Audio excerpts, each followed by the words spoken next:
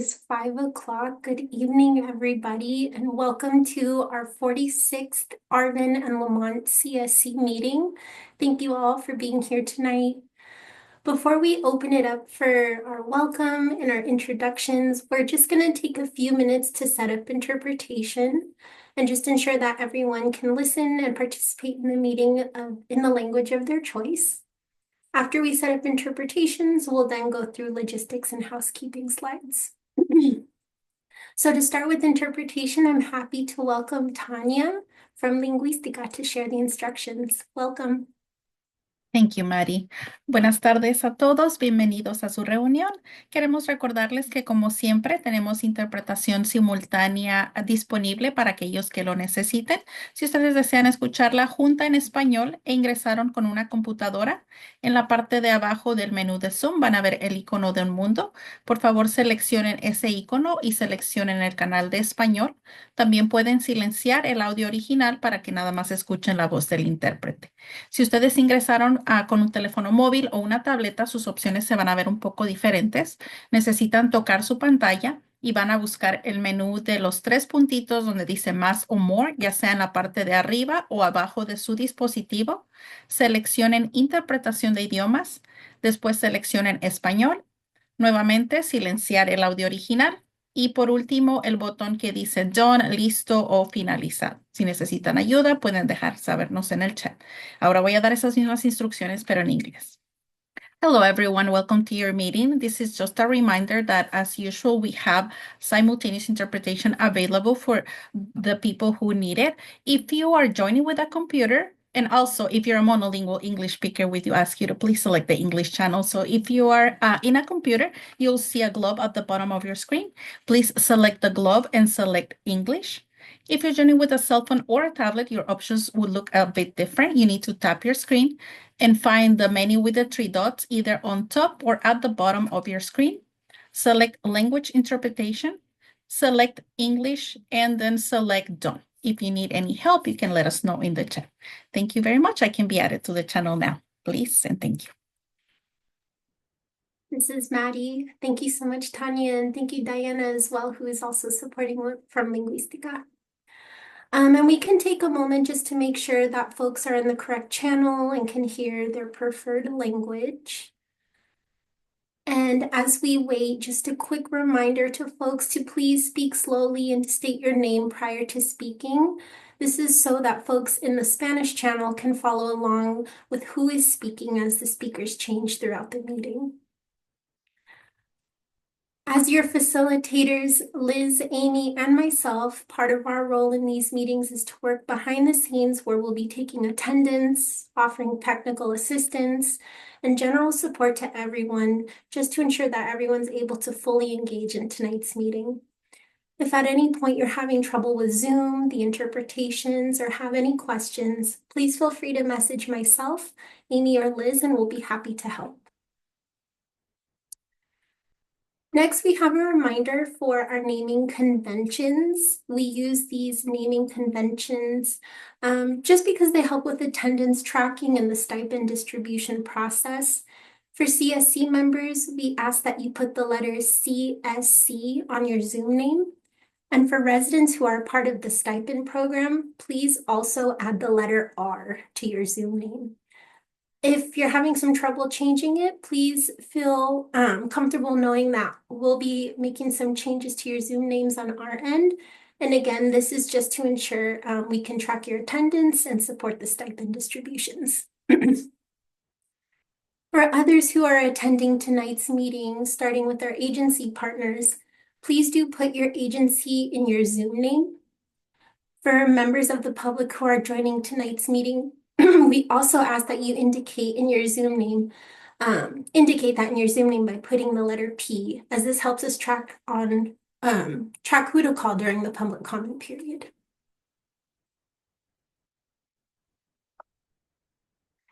Next, we have our slide on virtual meeting etiquette, where we ask for folks to stay muted unless you're speaking. And if you're calling on the phone, you can press *6 to mute and unmute. If you have a question or a comment, we also ask that you raise your hand. And if you're calling on the phone, you may raise your hand by pressing *9. We have a reminder for residents in the stipend program as well. In order to qualify for the stipend program, we ask that you stay on for at least 75% of tonight's meeting. Next, we have a review of our group agreements. And please take a moment now to review. I know this is something that we've seen before and is generally pretty familiar. So we won't go through each one, but we wanted to present these as a brief reminder of our engagement tonight. And next we have tonight's agenda, where we have space for welcomes and introductions, followed by our action item tracker review. After that will be the CERP incentive measure update, which will take a majority of tonight's meeting.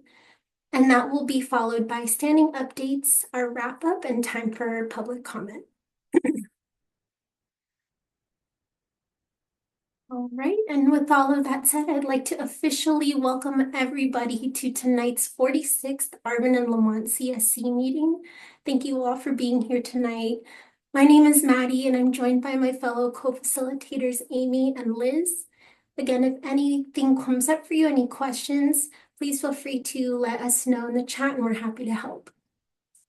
And at this time, I'd also like to invite our co-leads, Bianca and Cesar, to share some opening remarks. Bianca or Cesar, would one of you like to go first? Whoa, all right. My camera started me off as pink, but it adjusted now. Hi, everyone. Thank you so much for joining.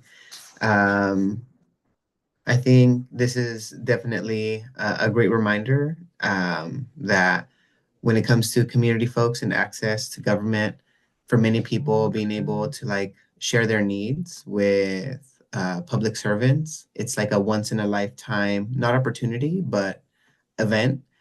So for everyone that's been here, we've been here for years and years and years. And every meeting is a once in a lifetime event for us where we get to have access with folks that can help us make the air better. So thank you everyone for using your power to make Arvin and Lamont a better place to live and to breathe. Thank you, Cesar. Bianca? I wanted to echo what Cesar was mentioning. Each meeting it has their own different topic, but in all conjunction is for our better air quality. I know we're moving along really fast here. There's a lot of updates that we're getting from the air district, from CARB, from all the agencies, and it's really important to have a good facilitating team. So I wanted to also thank you guys. I haven't thank you enough, but thank you for making this possible, in making this process a little bit easier for us, especially with all the time consuming items that we do have. It's important to have a good facilitating team to make it possible. And also I want to thank the community being here. I do see a good number of folks here, and without your presence and your persistence in changing the air quality in our area, we wouldn't have the AB 617 in Arvin and Lamont. So thank you. Thank you, Bianca and Cesar, for your opening remarks. Really just honing in on having access to folks who can really make Arvin and Lamont much better for the folks who reside here. So really appreciate it. And at this time, I'd also like to welcome in Stephanie from the Air District to share some opening remarks as well. Thanks, Maddie. Good evening, everyone. My name is Stephanie Ng, and I'm a program manager at the San Joaquin Valley Air Pollution Control District. Jessica's unfortunately out sick today, so I know she's really bummed not to be here with this group tonight. I know she really looks forward to it, but I'm so grateful to see you all. And it was so amazing, just reflecting, I know it was a minute ago, but it was so great to see you all in December. And as we're starting the new year, I know our whole team is feeling really energized about all of the work that we've been doing with you all, and are looking forward to all the work that we'll dig into in tonight's meeting. Thank you. Thank you so much, Stephanie. Alrighty, and this is Maddie. So at this time, I'm happy to transition us to the next agenda item, which is the action item review. And as you all know, we really try to help facilitate a transparent process and keep folks accountable to some of the action items that are coming up for you all in the community and you share with us in these meetings.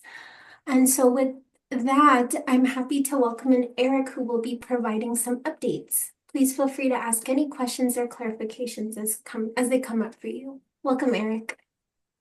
Thank you so much, Maddie. Yes, this is Eric, your community liaison for Arvin and Lamont. I'll go ahead and share my screen to get going with the action items for today. Okay. Feel free to let me know if you could see my screen. Perfect. I see some head nods. So today we're actually gonna just stick into the completed section. These are our action items from our last in-person CSC meeting. So I'll go ahead and jump right in. So clicking on our completed section. So our first action item, folks wanted to know a little bit more about emissions reductions for our road improvement projects in the Arvin and Lamont community. So we're excited to say that today we're actually going to be talking about emission reductions during our presentation. So very exciting there. And our next action item is for DPR to follow up with Mario regarding a question about 1,3D affecting groundwater. So I know DPR has sent Mario some information regarding that, and we just wanted to let folks know for any questions. I know Ivan has put his email a couple times in the chat, so here it is again. I can go ahead and throw that in there as well. Scrolling down, and for our last action item, so the Air District will provide the CSC with information on how to connect with the Kern County app. So Kern County has a website right here just to how to install the My Kern app to kind of report things that are happening in Kern County. And I could also put that in the chat after these action items. And again, it was just these 3 action items. So without further ado, I'll stop sharing my screen and leave it open. Thank you so much. Thank you, Eric. And at this time, I'll take a moment to see if there are any questions or need for clarification coming up for folks regarding the action items.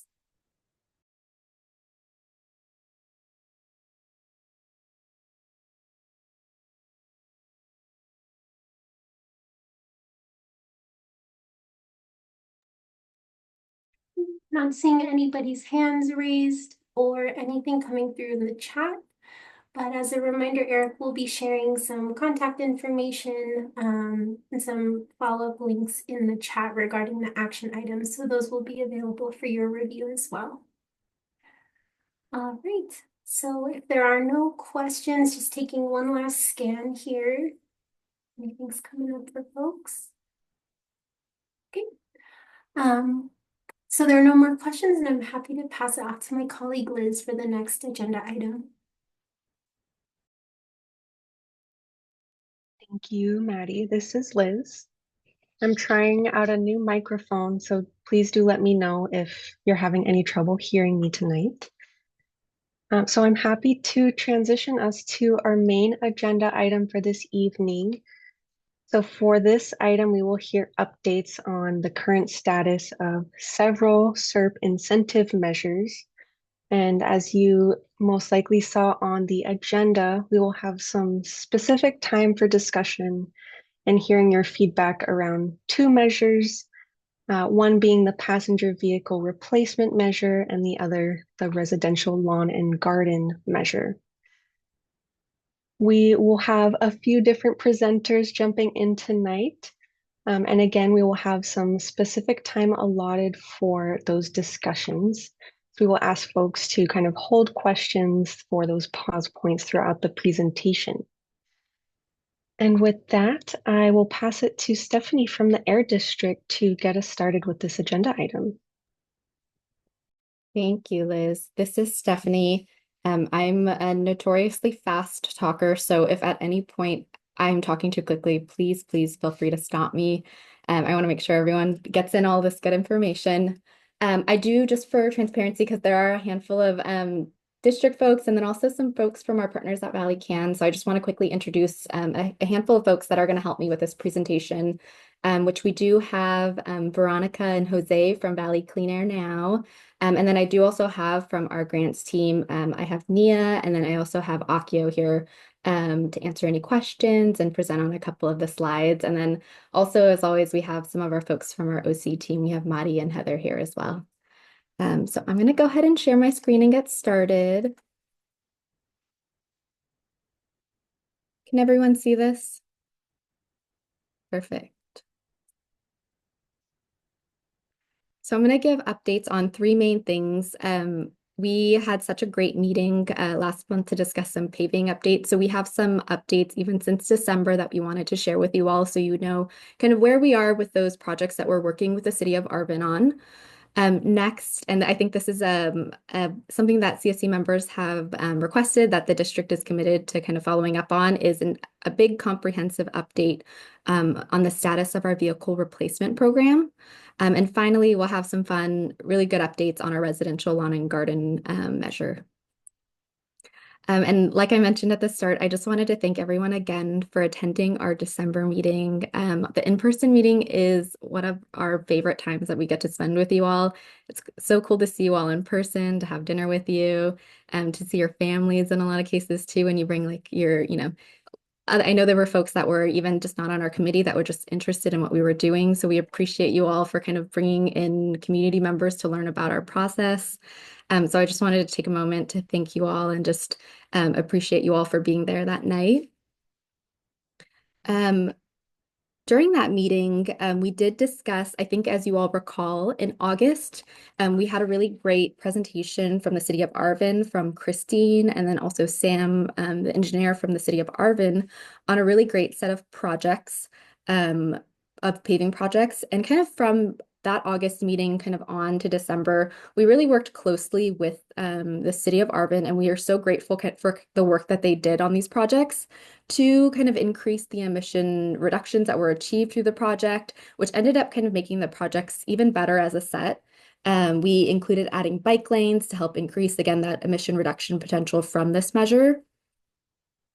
And this is just a reminder. I know a lot of folks might recall this from the last few meetings, but as a reminder of the projects that we do have, kind of the final set that we have worked on with the city of Arvin, it's a total of $5.8 million with an estimated emissions reduction of 149 tons of criteria pollutants and CO2 equivalent emissions. And then there are three projects, actually. I think as you might recall, back in August, the CSC supported, based on the funding at that time, we could support two projects with kind of the funding that we had, and those were the South A Street and South Derby Street projects. And again, working with the city of Arvin, we were able to not only have South A Street, which again was road resurfacing, improved sidewalk access, and then South Derby was new sidewalks. In working with the city of Arvin over the past couple months, we're able to add bike lanes to South Derby Street. And then also we know it was a huge priority to community members that we were able to add Comanche Drive, which based on kind of that $6 million budget, that we are able to I know the city of Arvin will describe this better, but basically package them up so that we were able to bid out all three projects effectively together. And so the Comanche project included curb, gutter, and sidewalk installation along Comanche Drive. So again, I know a lot of folks in the community kind of can feel, I think, that sense of what a better, improved sidewalks, improved gutters, and all of that really does, and bike lanes. But again, just to kind of really hit home, these types of projects do offer a lot of benefits to the community. The additions of curb, gutter, new sidewalks, sidewalk gap closures, bike lanes, they create safer, more accessible connections between a lot of like important things that are in the community. They also allow for more people to access, they're able to access the sidewalk so that they can walk and opt to not use their cars. So that's a really important aspect as well that we get decreased emissions from, is people are opting to bike more and to walk more, so they don't have to use their cars to get from place to place. And so kind of what are the next steps for this project? We again want to thank everyone for kind of all the work that the committee can put into these projects. We're excited to share after the December meeting and after kind of all the great feedback that you all shared. We did get approval from our district governing board this past month. We took it to our board right after that December meeting. And I just want to take a moment to really thank Bianca Santoyo and then Maria Stella. for coming to our board meeting and giving a really great and meaningful comment. I think it's so important for our board to really hear the impacts directly from our community members and our CSC members. So we thank both of you so much for providing comment at our board meeting. The board was super excited about it and approved the projects. And so what we are currently working on is contracting with the city to work on these projects. There is a process where we have to, again, contract, and then also the city will have to take this to their board as well. Following that, the city is then going to work on design plans and then also issuing, I know we've talked about it before in several processes, but something called a request for proposal to find someone to do the work. And they are aiming to begin the construction during the summer of this year so that they can get this started when school's out of session. And of course, these are all things that that will continue to update the CSC as we continue this work about how these paving projects are going. But again, we're so excited for this to kind of come to fruition, and really thank you all for the support and the great feedback and all of the work that you all put into it. I'll stop right here just for a moment to see if there are any paving questions before I transition to the next item.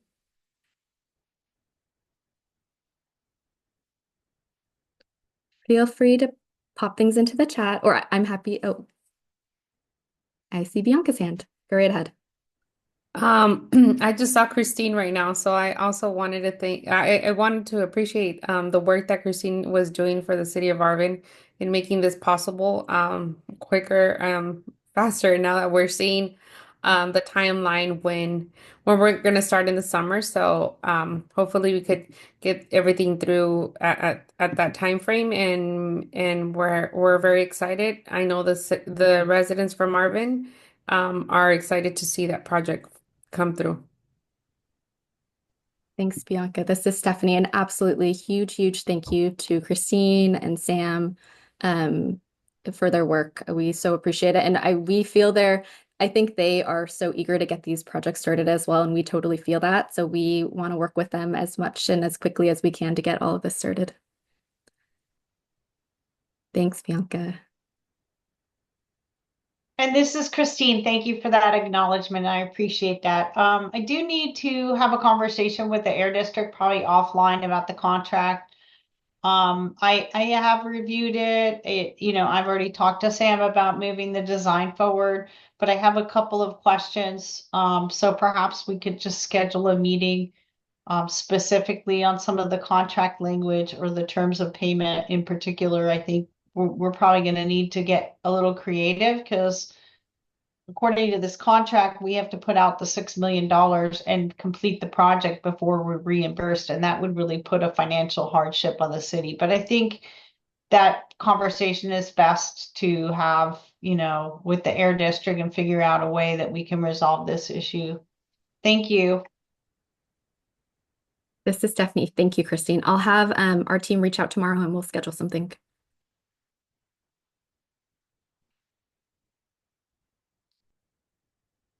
All right. Thank you for those comments. I'm going to move us along to our next topic, which is our passenger vehicle replace program. And this is what we're going to call a 6-month check-in.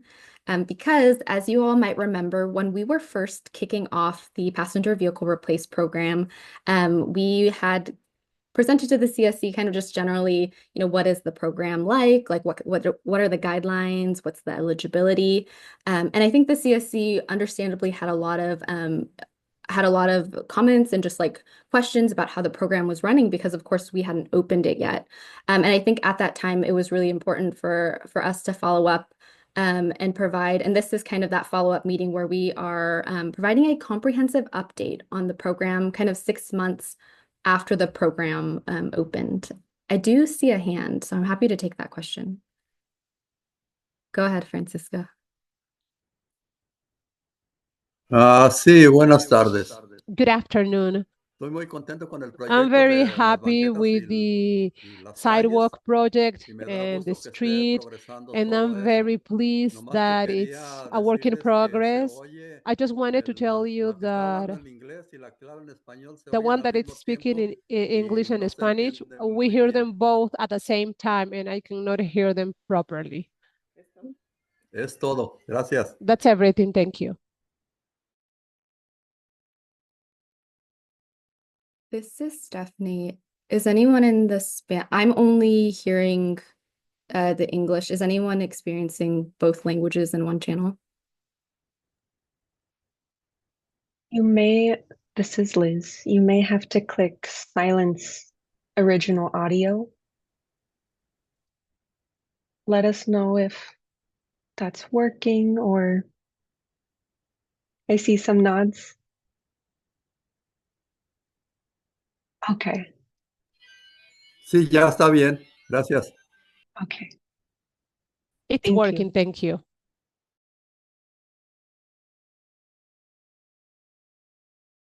This is Stephanie. Thank you for letting us know about your excitement. And then also I'm glad we could troubleshoot your those tech issues. But yeah, essentially what this update is that we had, when we were opening the program, committed to the CSC that we would come back in about 6 months after program launch to let you all know about how the passenger vehicle replace program is opening, or sorry, is going. In the SERP, we have $4 million allocated. And the program launched in about June of 2024. So again, it's been open for about 6 months. And since the program launched, the district, our partners at Valley Can, and then also the local dealerships that are in the area in Kern County have been working on conducting outreach and assisting folks that are interested in going through the program.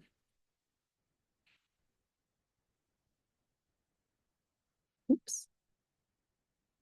And so how is the program going right now? In only 6 months, we're through about 50% of the funding. So again, like I mentioned in the last slide, we have $4 million allocated. And as of right now, the numbers that our team pulled are just maybe a couple weeks behind. But the latest numbers that they did pull, we're just about $60 short of $2 million, which is about halfway through the funding, which is super, super great progress. We have 98 applications that we've received to replace older polluting vehicles with either new or used hybrid or electric vehicles. So essentially just cleaner options that are cleaner for the air and better kind of for the community. And of that process, there are 98 people going through the application. And once someone applies, they have some time to kind of shop around, to ask questions, to figure out what vehicle is kind of right for, their situation. And so it does take some time for some folks to go through that application process. So there are 93 people that have applied, and there are 63 people that have completed the transaction, which essentially means that they've successfully gone through the program. And I'll just take a moment to just talk about, we actually, in working with our partners at Valley Can, pulled some really interesting numbers and statistics that I'll just take a moment to share, and that AB 617 has been hugely important for getting residents of the Arvin Lamont AB 617 community involved in the Replace program. Before July of 2024, which is again around the time that the program opened, there were 34 people that had gone through the Replace program in the Arvin Lamont community in 8 years. So that's several years, and there were about 34 people. After July of 2024, which is again that kind of mark of about when the program opened, through the AB 617 Replace program, we had 63 people go through the program successfully in just 6 months. So again, that's really amazing progress and really important, I think, for the community members here in Arvin Lamont for getting access to these resources, as kind of through AB 617, so many other folks were able to access these funds, access the program, and transition their vehicles to kind of cleaner technology. And then, in fact, at this point, only AB 617 communities have access to this type of replace funding that allows someone to replace their older vehicle with a newer one. I think a lot of folks on this committee are aware we do throughout the whole Valley Air District, we do have a district-wide program that's available throughout the whole Valley, but it does offer less funding than AB 617 communities. AB 617 communities go all the way up to 20,000, depending on the options they select. And our district-wide program, offers less than that. But at this time, our district-wide program has become so popular that we've essentially exhausted all of our fundings for our valley-wide program. So as of right now, unless you're in one of our AB 617 communities, you don't have access to these funds as well. So I think it's really great that the folks that are in the Arvin Lamont community do have access to this program, and again, at that higher incentive amount. I will now, for a couple of slides, pass over to Akio to talk about some kind of program statistics of just some information about folks that have gone through the program and what that looks like. Yes, thank you, Stephanie. Hi, everyone. I'm Akio Bastian from the Valley Air District. Just want to talk about some of the statistics that we're seeing with the type of vehicles that the participants are selecting from your community. So, as Stephanie mentioned, there's 63 completed transactions since opening this 617 program for your community. And out of those 63 completed purchases, 47 of those were for either plug-in hybrid electric vehicles or for battery electric vehicles. The other 16 were towards non-plug-in hybrid electric vehicles that are now ineligible in the program. So this chart's focusing right here on the statistics for what is currently eligible as replacement vehicles in this program. So out of those 47 completed transactions for either battery electric vehicles or plug-in hybrid electric vehicles, most of those were towards the plug-in hybrid electric vehicles, with about 4 out of 5 of those participants choosing that selection. And then about a fifth of those chose a completely zero emission vehicle from one of our participating dealerships as a replacement vehicle. You can go ahead to the next slide. So out of those 47 vehicles that were either plug-in hybrid electric vehicles or battery electric vehicles, most of our participants did choose to go with the used car vehicle option still, even though they did have the option with the increased incentive for a new vehicle purchase. However, still a good amount of those participants, a little bit over a quarter of those participants, were able to receive either $18,000 or $20,000 towards the purchase of a brand new plug-in hybrid vehicle or battery electric vehicle. Just because most of the participants here got used vehicles, though, doesn't mean that they walked away with something that's not efficient. We do take a lot of steps to make sure that all of our vehicles that are coming through this program are going to be efficient vehicles for our participants to use, whether they're new or used. So this is the stat breakdown between new and used vehicles. And then next, I think we're going to go ahead and have Stephanie actually take it away with this program outreach slide before Veronica gets into it. Yeah, so I wanted to also, I know we talk about it a lot, especially for those of folks that join us in the outreach subcommittee, but we do a lot of program outreach in partnership with Valley Can. Between kind of both of our agencies, there's a lot of social media done, posts on Facebook, on X, on Instagram, on Nextdoor. Valley Can runs radio ads and also targeted digital ads.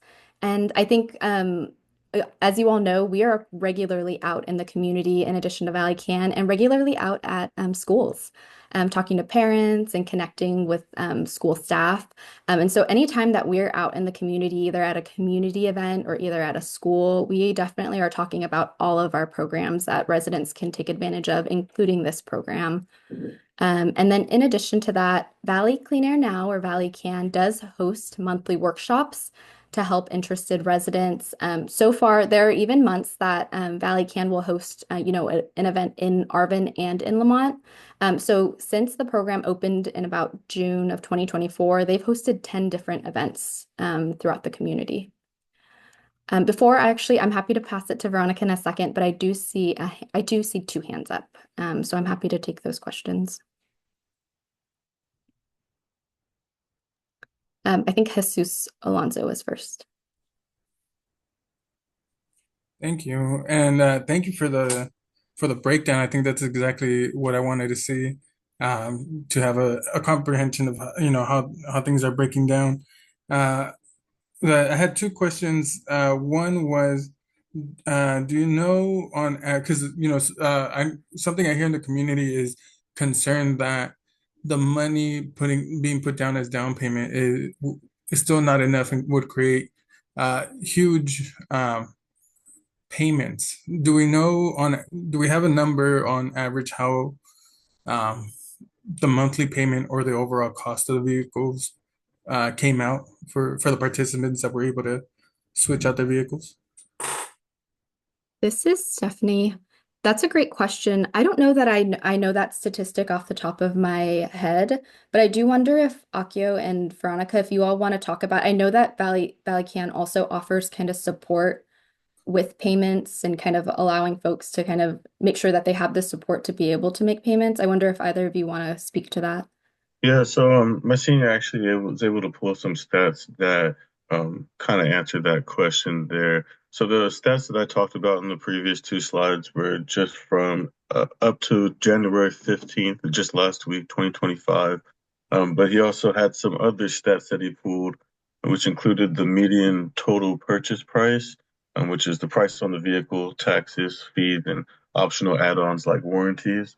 But basically, the median total purchase price minus the incentive was $17,196.93. So that kind of gives you an idea of what our participants are paying out of pocket.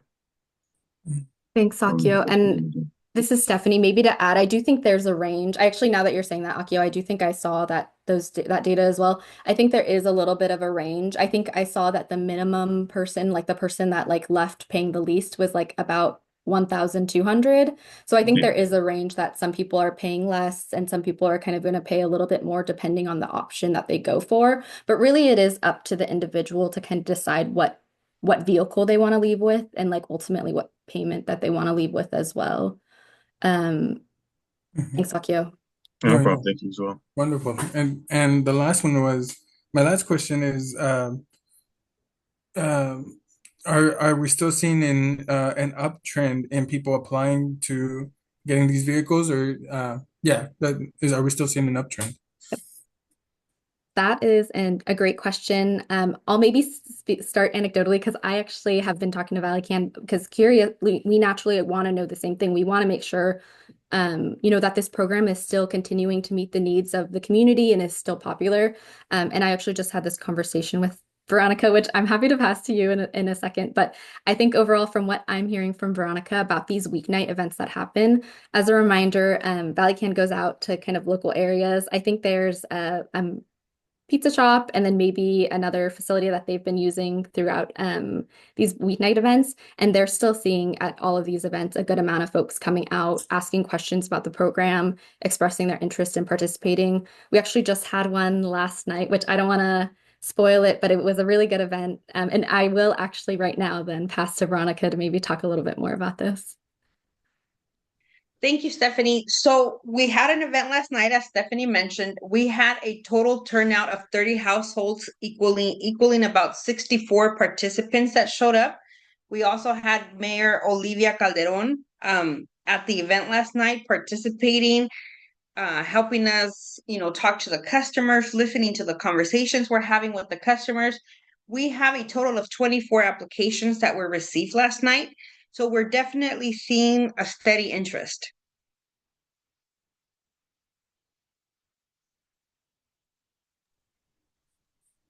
Wonderful. That's great to hear. Thank you. Thank you, Veronica, and thank you so much, Jesus, for your question. I saw Gustavo Sr. next.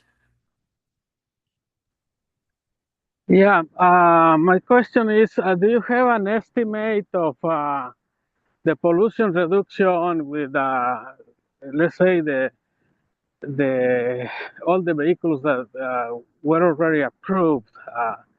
I don't know if you can give us an idea, the reduction monthly or by year, by car, any idea, so that can give us an idea how cleaner our air will be. This is Stephanie. That is a great and honestly the important question of like why we're doing this work.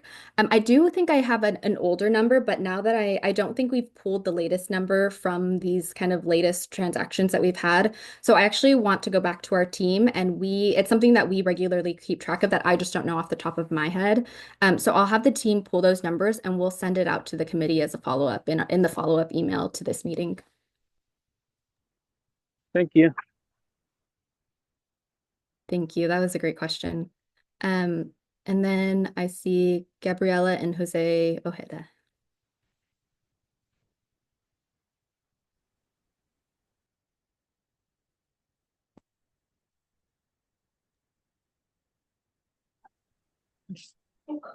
Muy buenas noches. Good evening, everyone. I'm Jose Ojeda. What you're talking about, the vehicles, I presented an application. It's been like 3 months now. I think it was back in November. I sent what I was asked for, everything, and up until now, I haven't received any answer, nothing, for this program of vehicle replacement. So I don't know what else do I need to send or do I need to do? You asked me for my registration, insurance, proof of address. I think copy of my driver license. And I think everything I sent it by email. But up until now, I don't know if you receive everything, but I haven't received an answer yet. Buenas tardes, señor Ojeda. No sé si estoy bien. Good afternoon, Mr. Ojeda. This is Stephanie. Veronica, I think since you're in the English channel, I think maybe you can say it in English and they'll translate it for you. Say it in English? I believe so, yes. Yeah. Well, I have a Jose Ojeda here. Obviously, I'm not going to disclose any information. I don't even know if I'm looking at the right account, but I can give you my personal cell phone number right now, 209-403-6278.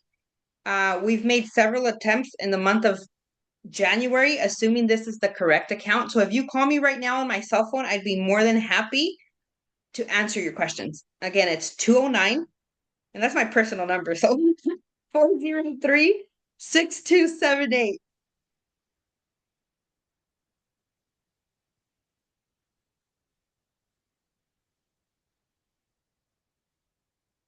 Thanks, Veronica. This is Stephanie again. Jose, Veronica is happy to help you, and hopefully you got her number down. If not, maybe Veronica, you can like private message it to them too.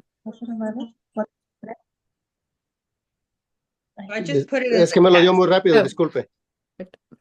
Está en el chat, José, si gusta, lo acaba de poner Verónica.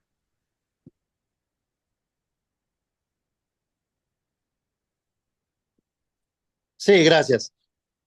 I got it. Thank you.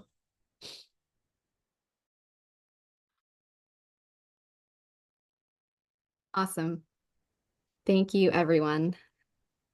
And maybe, Veronica, while you're here, I will pass to you to maybe highlight. I know you've talked about it a little already, but I thought maybe you could take a second to talk about the events and what you're seeing at them, and maybe just some of the questions you might get at some of these events.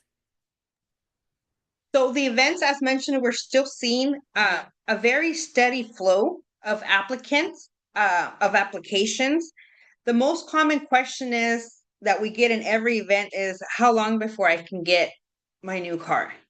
And obviously there's a process in place. There's going through your application, which will take a couple of weeks, and then submitting it to the district will take a couple of weeks, and then after that you get your approval, and by the time you look for a car, that'll take a couple of weeks as well. So it's definitely worth the wait, but that is one of the most common questions that we get is how long is the process?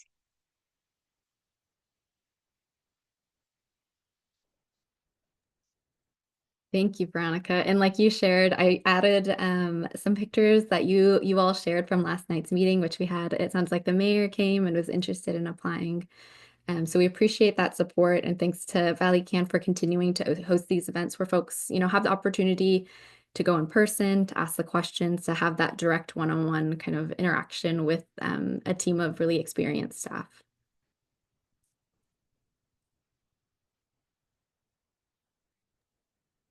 And I'll pass Stephanie, it. Oh, this is Liz.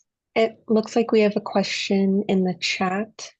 Do you have funds to put charging at home because Lamont only has one charging station? this is Stephanie. That's a great question. I do believe, and Akio, I don't know if you have a little more information on this. There are funds available kind of through some of the partners that we work with to be able to install chargers. Akio? I'm not totally sure about funds being or partners that help out with that portion there with home installations of charging stations. It is something that we've been working towards. However, we ran into some issues with finding certified electricians who will take on the job and contract with us. So we're finding new ways that we can try and incentivize some of these electricians in the area to actually get on board with the program. So that's something we can do for our participants in this program. But as of right now, that is unavailable, unfortunately.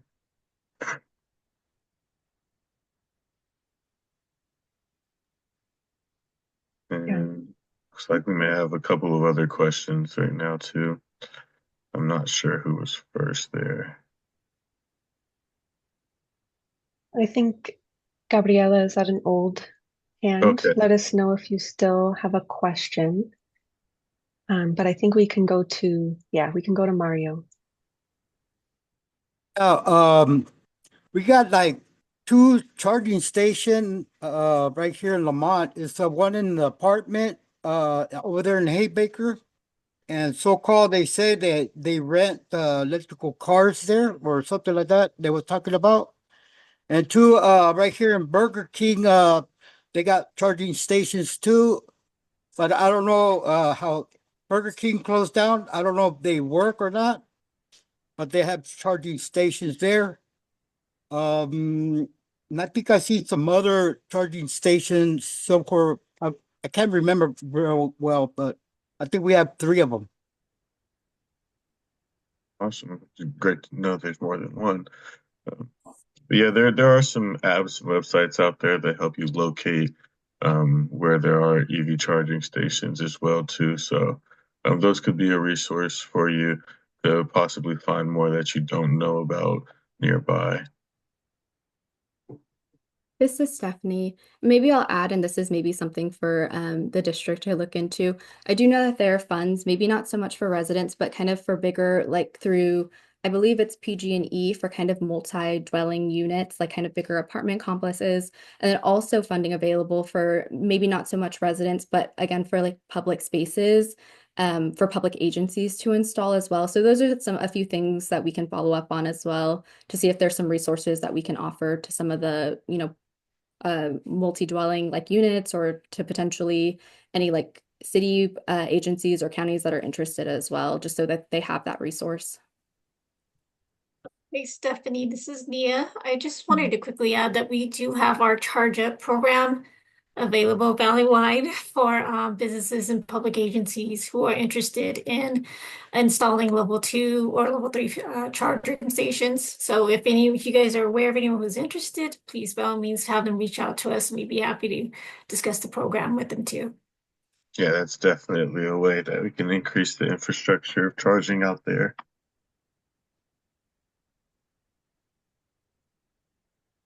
Huge thanks, team. And then also really great question, because like Akio is mentioning, these electric vehicles and these cleaner options only work when the infrastructure is there too. Yeah, so thank you.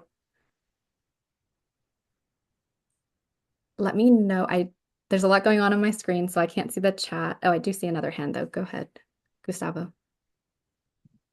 Yeah, just hearing the information that there is funding for the charging stations, especially for I think Arvin, Christine has been doing the advocacy, for charging stations, which is great. But for Lamont, what I was thinking, local entities that may be interested in applying and getting the charging stations. One will be the Lamont, the water district. Maybe the water district, if folks, know people there. I know that, one of the CSC members is a board member at the LPUD. So maybe, team, if you are connected, talking to your folks there and see if there is interest in applying putting a charging station on your office.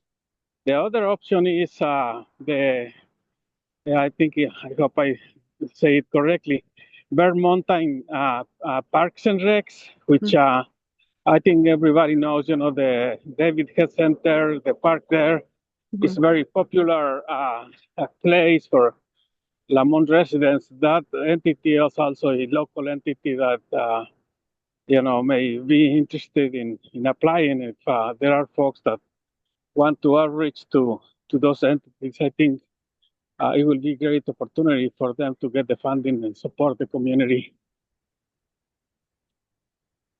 Thanks, Gustavo. This is Stephanie. I wrote both of those suggestions down, and we can certainly have someone on our Charge Up team follow up to see if there's interest in participating in the program.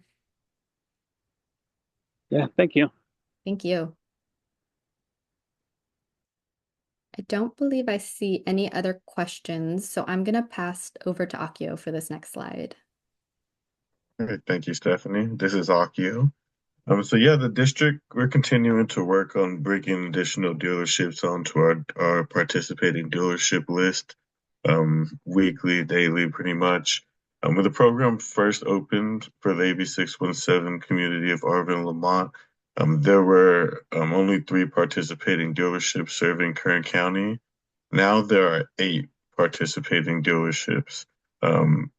So out of those in Bakersfield, we have Bill Wright Toyota, CarMax Bakersfield, Jim Burke Ford Lincoln, Nissan in Bakersfield, North Bakersfield Toyota, Three-Way Chevrolet Cadillac, and then as of today, we just added in Bakersfield Mitsubishi as well.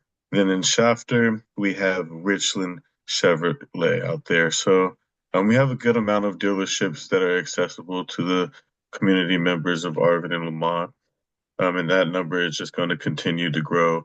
The program outreach that Valley Can doesn't stop at targeting just our participants, but it also goes and extends out to our dealership network as well. We have an awesome dealership engagement manager at Valley Can who travels throughout the valley, including Kern County, to keep increasing the knowledge of this program to our dealerships throughout the valley, and then also to bring back interested and prospective dealerships to us at the district to review and onboard for our program.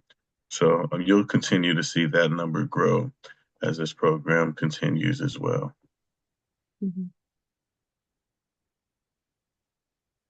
That's the end of my slide there, though.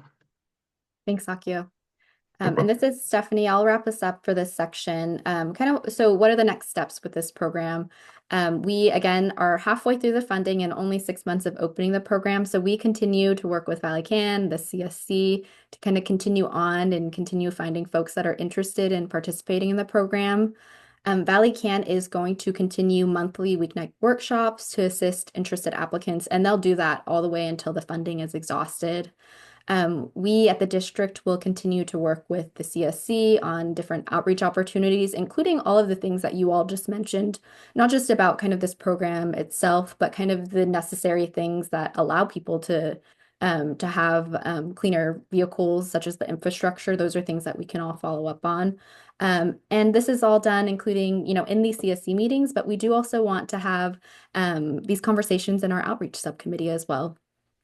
And then another thing that we want to continue to do with you all is, just because the program's going well right now doesn't mean that we want to just stop and, not continue to understand how the program is going.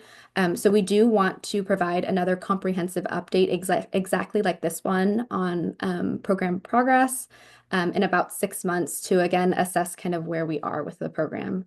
And in the meantime, of course, our district team, Akio and his whole team will continue to kind of look at the program, see what, if there are any issues with it, any challenges, and continue to address them. But we do plan to bring, again, another one of these comprehensive updates to you all in about another 6 months.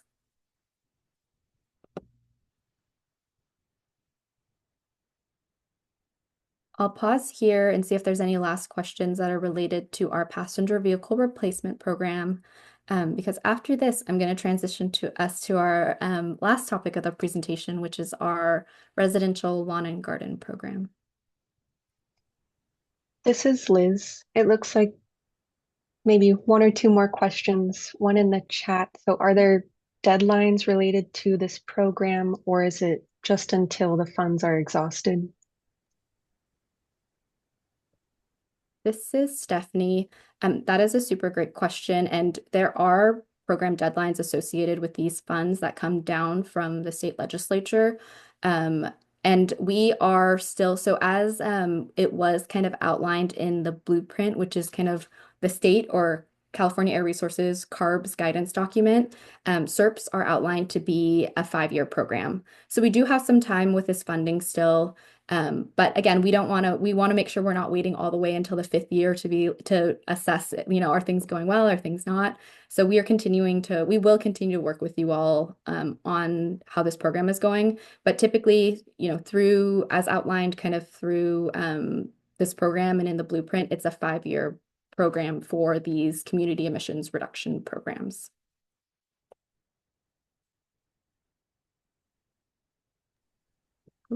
Thank you, Steph. And there's a hand up from Jesus. Thank you. And sorry, it's not related to the vehicle replacement. I definitely have interest in the charge up program. I think one thing that I hear a lot from residents is, they would love to have an electric vehicle, but where do I charge it? And so I think if we can get the LPUD and Bearmont Parks on board, that would cover each side, each side of Lamont, and I'm sure we can look at the other communities too and see what locations would work there as well. Yeah. Hi, Jesus. This is Akio, the Air District. I work on the Charge Up program as well too. So you can reach out to me. I'll drop my phone number and email in the chat here. That way you can get in contact with me if you have any questions or have anybody you'd like to reach out to me with questions about the Charge Up program. And if it's something that would work out for them, I'll be more than happy to assist. Wonderful. Thank you. You're welcome.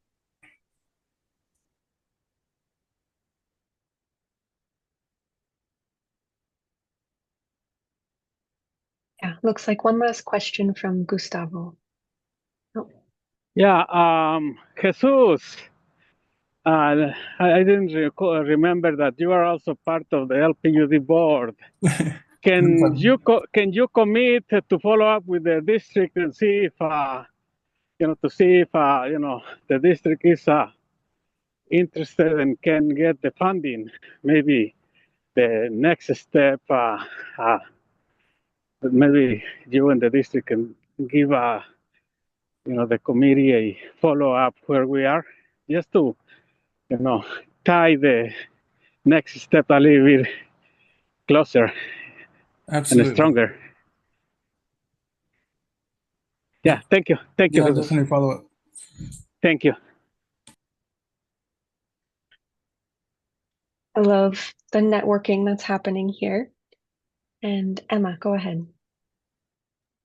Hi, everyone. Thank you so much. I wanted to just quickly ask if it's possible to share a quick explanation on how the money is used that is collected at the charging stations. I know that's a question that I've been asked by folks in the past. So if possible, I'd love to hear, like, is the money used for maintenance, operation, bills, I assume? This is, go ahead. Oh, thanks, Liz. This is Stephanie. Unless Aki or Nia, you know off the top of your head, typically we are not the ones to manage the chargers themselves. We kind of work with entities to install them. So that to me is a question that I'd have to follow up on, unless Akio or Nia, if that's something that you all know. Sorry, was the question about eligible costs for chargers For in the the in the charge up charge-up program, program? yes. What are the eligible costs go to? So the eligible costs are here. Give me 1 second to pull them up. So sorry if I may Go clarify. ahead. Sorry. So like when people go and charge their cars, they have to pay, right, while they are charging their vehicle. So the money that's collected from Oh, I see. users, like Yes. how is Yeah. that money used? Sorry I about gotcha. that. So sorry, not through our own program. And I think this is why, sorry, I think maybe it's something we'll need to follow up on. And this is like on the other side when someone, goes to pay for it, like what do all those fees go towards? Um, I personally don't know that. I would assume some of it would go towards like maintenance and kind of offsetting the cost of electricity, but I don't want to say that incorrectly. So I think maybe we can track that as an action item and then follow up with you, Emma.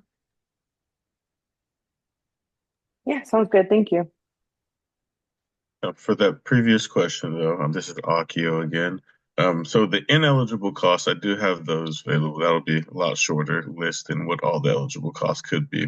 But the ineligible costs are going to include, but not limited to, but these are the main ones, monthly network subscription fees, permitting and inspection fees, and then ADA requirements as well, things that tie into those and would be all ineligible costs. Also, if there's anything on the invoice that we deem that doesn't have anything to do or is not necessary for the purchase, for the installation or purchase of these charges, then we may deem those as ineligible costs as well too. But it mainly goes towards the purchase and installation of the chargers themselves. And This is Stephanie. Thank you so much, Akio. For anyone interested in our Charge Up program, as you can maybe hear from Akio's description, a lot is covered, including, installation, purchasing the unit, maintaining it. So if you're interested in that program, let us know. And then Emma will look a little bit more into your request.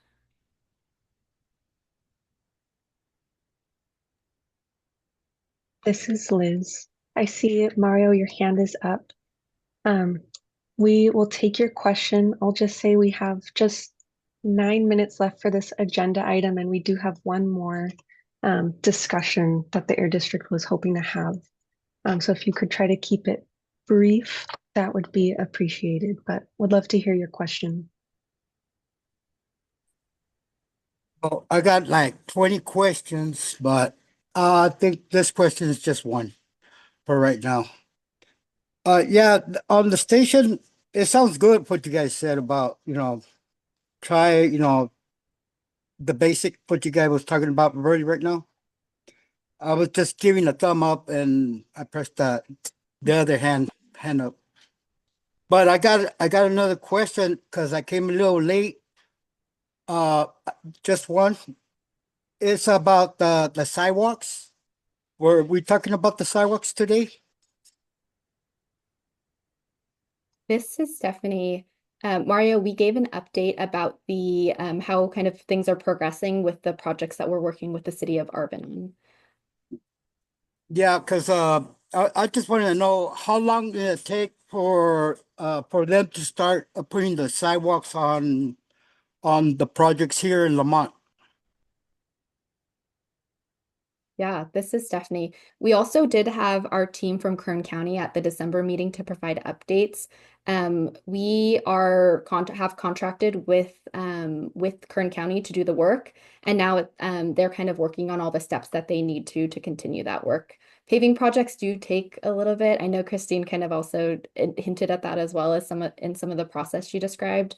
But I believe at this point, now that they're contracted, they're working on kind of the design phase and all of that work they need to set up the project ahead of construction. Yeah. And so that's kind of where that project is at. And we'll continue to update you all. Of course, as we hit milestones with both of the projects with Kern County and the city of Arvin, we'll continue to give updates to you all on that work. Yeah, because my understanding is that it'll take like a year and a half or something like that. Sometimes, yeah. So there's a process where this is Stephanie, and there's a process where, we have to take it to our board. First we have to work with this committee, make sure that there's projects that, of course, the committee supports, working kind of with our board to get approval. Sometimes the other agency has to also get approval from their board, designing the project. So lots of steps. So it could take around that timeline, Mario.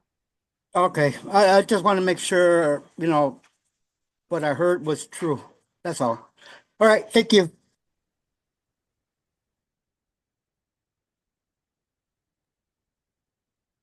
Thank you, Mario. This is Liz. Yeah, go ahead. We can move on to the next portion of the presentation. Thank you, Liz, and thanks for everyone's great questions all the way up for those two other items. I'll move us along to our residential lawn and garden measure, which I think most folks know, but I'm excited to share. We do have an event coming up in the community and have some kind of exciting updates related to that event. In the SERP originally, we'll just kind of set the scene. We do have 175,000 allocated in the SERP. So far, about 81,000 has been spent, and we've replaced over 200 mowers throughout the community. A big portion of that was at the event, through the event that we had in Lamont in the summer. And so right now we have technically 93,000 remaining in this measure, but I do say technically because I think as a lot of folks know, we do have an upcoming lawnmower exchange event in Arvin. It is going to be Saturday, February 8th at Arvin High School. It is combined with we are really fortunate that through this partnership with Valley Clean Air Now, the events that we host, kind of the lawnmower exchange event, they're continuing to grow. They're continuing to get better. If you went to the last event that we had in Lamont, it'll look even bigger because we're actually combining it with another program in your SERP, which is our vehicle repair program or our tune-in, tune-up program, where essentially vehicles can get tested. They get an emissions test, and if they don't pass that test, they get a voucher to do emissions-related repairs on their vehicle. And we'll actually have our district staff. We'll have Eric on my team, and then also Danny on the OC team. I think Nia as well, who's on this call, a handful of folks from our team down in Arvin on that day, and our district staff will be present to share just all of our outreach information that we normally do share at outreach events. And then we'll also sign qualified residents up for free air purifiers through our Valley-wide Clean Air Room program. I hope you all we sent several emails about this because we definitely wanted to put it on everyone's radar that the program was open and we were getting close to kind of filling up. As of now, the event is oversubscribed due to the high demand that we see in the community, and we still continue to kind of see that interest in events. And that leads me to potential opportunities for funding reallocation. This is the first time we've kind of approached this topic in the Arvin Lamont community because overall, most of our CERT measures are actually going very well, and we're seeing progress across all of them. But as we kind of assess demand for programs, I did mention earlier, of course, through this program, it's about a 5-year program since we adopted the CERP, but we don't want to get all the way until the 5th year before we start thinking about do we need more funding here? Is this program going well? Is this program not going so well? And so we are committed to working with the CSC to reallocate funds when necessary. And to kind of help with this, we will work with you all to identify measures kind of either with low interest or kind of that have not been progressing as we had hoped. As of now, that 93,000 that I mentioned that is remaining in the SERP, pretty much will be wiped out. It'll be fully wiped out after that event in February. And so what we are proposing is to reallocate funds from our heavy duty truck replacement program, which has, unfortunately, we've talked about it a few times before with this committee. Unfortunately, due to a lot of challenges that we're seeing across really the whole state, with heavy duty trucks and kind of that challenge with transitioning trucks. It's a lot of things. It's due to kind of, I think, really a lot with the technology and kind of that transition between, technology from all the way to like a battery electric vehicle. We're seeing a lot of challenges across the whole state with folks taking advantage of this funding. And we've actually at this point had no participants since we launched the program. And it's actually one of our, pretty much our only measure at this point that hasn't had progress. Now, that being said, I will say, and I'm going to move us to this last slide here as I kind of describe this, that we have at this point $5 million in our truck, heavy duty truck measure. And as of right now, what we are proposing is to add $250,000 from our residential, or sorry, to our residential lawn and garden measure, which would allow for an additional 500 mowers and an additional event. What Valley Can is aiming to do is they're aiming to do about 300 units at these events that they do. So that 500 units that we're proposing will allow us to do another event in the community, which we know we've have heard the interest, and we have already folks that can't participate in February, unfortunately, that still want to participate in another event. But that 500 will allow us to do another event and still kind of leave a little left over that even after the event, we could still have some people kind of apply and go through the program on their own. And again, like I mentioned, we are planning and proposing for this funding to be moved from heavy duty trucks, but $250K out of the trucks measure is really just a small drop. We have $5 million in the truck measure, and we of course are still going to try and pursue this measure because we understand it is an important priority of the community, but we want to make sure that we're coming to the community to let you all know when we see need, and we see kind of the shifting priorities in the SERP. And so with that, I'm happy to take any questions that folks have about this. This is Liz. Thank you, Stephanie. I see several hands up already. Maybe before we start taking questions, we'll just remind you all of your charter. So for tonight's conversation, we are going to start by building some consensus, first hearing all of your questions, making sure that any question you have gets answered. And then we will see if there are any objections to moving forward with this proposal to reallocate funds. And if there are objections to moving forward, meaning you would say, no, we do not want to add funds at this time, then we would move to a vote that would happen at a later meeting. Your charter does state that votes have to take place at a meeting where it was stated on the agenda in advance. I'm just sharing that to remind you all of the process and to let you know that there is no pressure to make this decision tonight, but the opportunity is there to move the funds if we do find consensus. So I really do want to make space for you all to get your questions answered, and anything that can't be answered tonight, we will make sure to have that followed up for you. So we can start with our first hand up from Mario. Yeah, what I would like to see if the members will get together and try to figure out how, if we could make a program ourselves to educate the people here in our community right here in Arvin and Lamont, Fuller Acres, Wheat Patch, to give them more information how to figure out, when they make complaint like that, they won't get lost or anything like that, to make it more easier. It's like for a more education purpose. Because I know you guys doing a real good job, telling the residents all over. But I feel that we should do a little bit more for our community to educate them how to make a complaint, really, really focus on what this program is all about. That's what I would like to see. If we do move money to make a program for ourselves, like that we could get more involved and put some money on that project.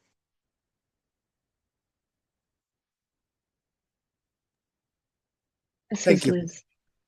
Thank you, Mario. And yes, definitely hear you. And it sounds like some of that can happen in maybe the outreach subcommittee. And of course, the outreach and educational components are crucial to all of this work that we're talking about. Yeah, but So I would like to see the members get more involved and maybe do a program ourselves, with a little bit of money to do outreach ourselves. Yeah. Understand? yeah, All right. I think so. So it sounds like something maybe outside of the AB 617 SERP. We'll have that noted and No, we'll bring it'd that be up. with, Yeah, go ahead. it will be with the 6.7, but it's like a together type deal. You know, I wish Yeah, I could I wish I could explain it a little bit better. Right now I'm just like a little weary or thinking. it's okay. No, thank you. And I also struggle with my words a lot, so totally understand. And just so that we're clear, we'll have someone from the Air District follow up just to make sure that we really understand what you are suggesting. Um, Thank you for sharing, Mario. So we can go to Cesar. Yeah, thank you. I'm happy that Mario went before me. I'd like to offer to work with Mario and the Air District to take advantage of an opportunity that came up during an Ivan task force meeting. Ivan is our reporting network, and somebody with the Air District offered to connect us with the outreach team that the Air District has to set up one of these reporting kind of know-how meetings. So I can work with Mario and the rest of my team on the Ivan platform to, plan a day where we can do a reporting one-on-one, maybe in the David Head Center. But I'll reach out to Mario and I can make sure that that happens. And then that way we get, even more events to take advantage of. The other thing that I wanted to note is that the money that we're going to move represents half of 1% of the pot of money that it's coming from, which is a pot of money that isn't being taken advantage of as much as some of the other programs that are being taken advantage of and being exhausted quite quickly. And I think that shows enthusiasm from from the community. And I see Emma as well, so I'll include Emma in those efforts. Um, so I just want to note that I think reallocating these funds is a great idea. I would love for us to move, I think consensus can be reached because I think this is definitely something that's going to help out residents a lot, and it's only going to represent 0.05% of the money that it's coming from. So I think it would be an awesome idea to move this money, and I support moving it to make sure that we can have another lawnmower event. Thank you. Thank you. This is Liz. And so it sounds like some great points here, an opportunity to get together. And maybe if you are interested in joining Cesar in that effort, put your name in the chat. And yeah, we can go to Jesus Alonso. I believe you're next.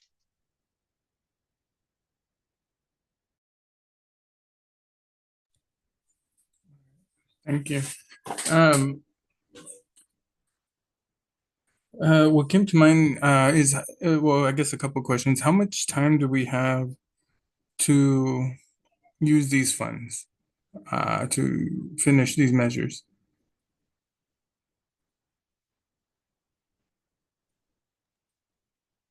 This is Stephanie. Like I mentioned at the beginning of kind of earlier in the meeting, the SERPs kind of as outlined in the kind of through AB 617 and through the CARBS blueprint, technically outlines 5 years of SERP implementation that's kind of set by the blueprint and kind of what this process came down as from AB 617 or Assembly Bill 617. And so that for Arvin Lamont, I'm going to do the math in my head, will be,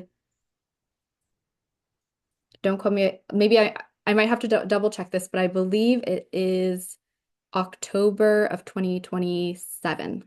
I'll double check that. But that's kind of, I think, the timeline that we do have. But we do have some time. to think about these things. But I will say from our experience, Arvin Lamont is a year 3 community, so we do have some experience with kind of implementing this process across Shafter and across Fresno and across Stockton. And I will say just generally from our experience of kind of moving through, 3 other communities, that thinking about these things sooner rather than later is a really good thing, because we just don't want it to come to the case that, it gets to that end of that 5-year 5-year period. And there's lots of, we want to make sure we're coming to you with these decisions sooner rather than later. So maybe that'll be my 2 cents on that. Thank you. No, I completely agree with that. What came to mind was that, initially we did agree that the truck program or truck replacement program was something we wanted to do. I know we ran into a lot of obstacles there, and I believe from when we voted, and I'm trying to remember how long ago it was, but when we last discussed the truck replacement program, it sounded, or there was discussions about moving those, moving the 5 billion to the other programs, or coming up with another measure.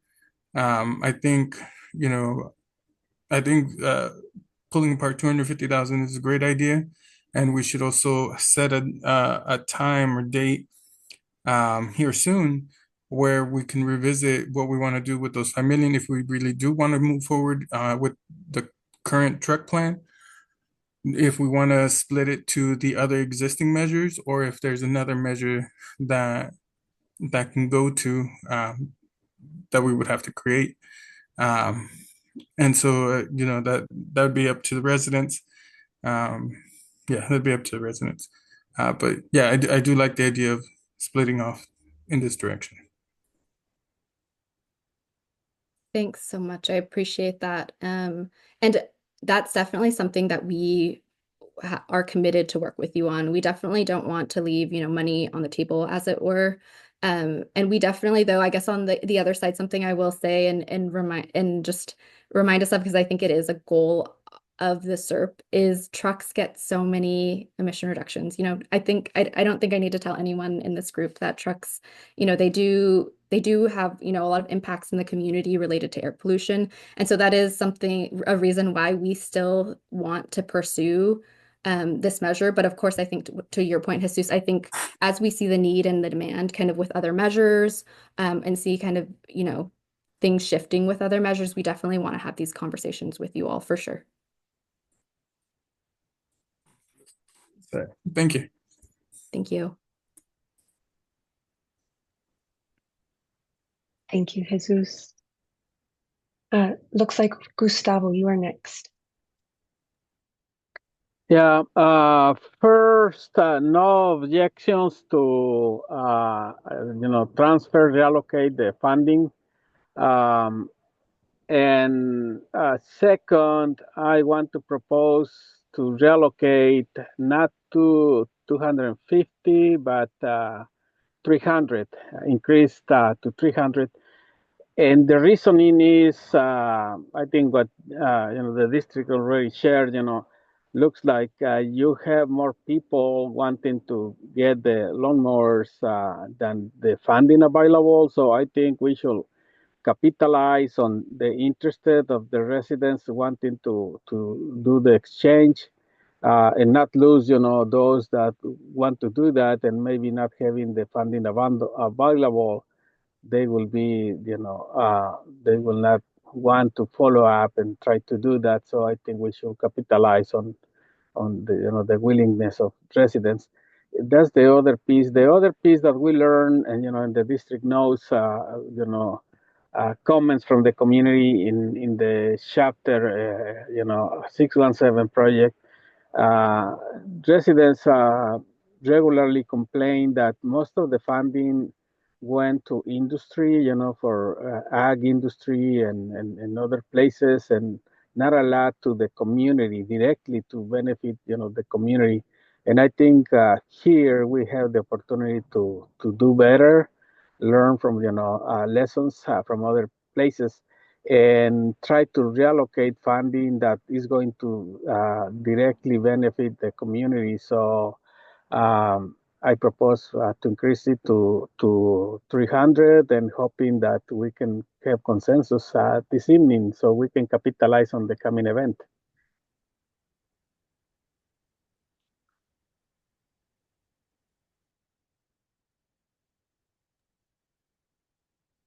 Thank you, Gustavo. So it sounds like there might be a suggestion to maybe add more funds than what was proposed. I'm not sure, Stephanie, if you have any context that you wanted to share, or just if there would be any restrictions with that, or yeah. This is Stephanie. I think that amount makes sense. I do think 300K sounds good for kind of the thought of doing another event and allowing some space for some other people to participate after that. And I think kind of we can always kind of reassess in the future too, but I think that makes sense, 300K.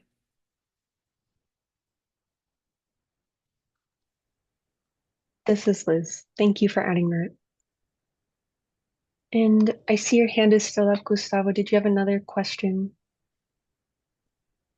No, thank you. I think it's the same hand. Sorry. No problem. And we can go to Gabriela and Jose next.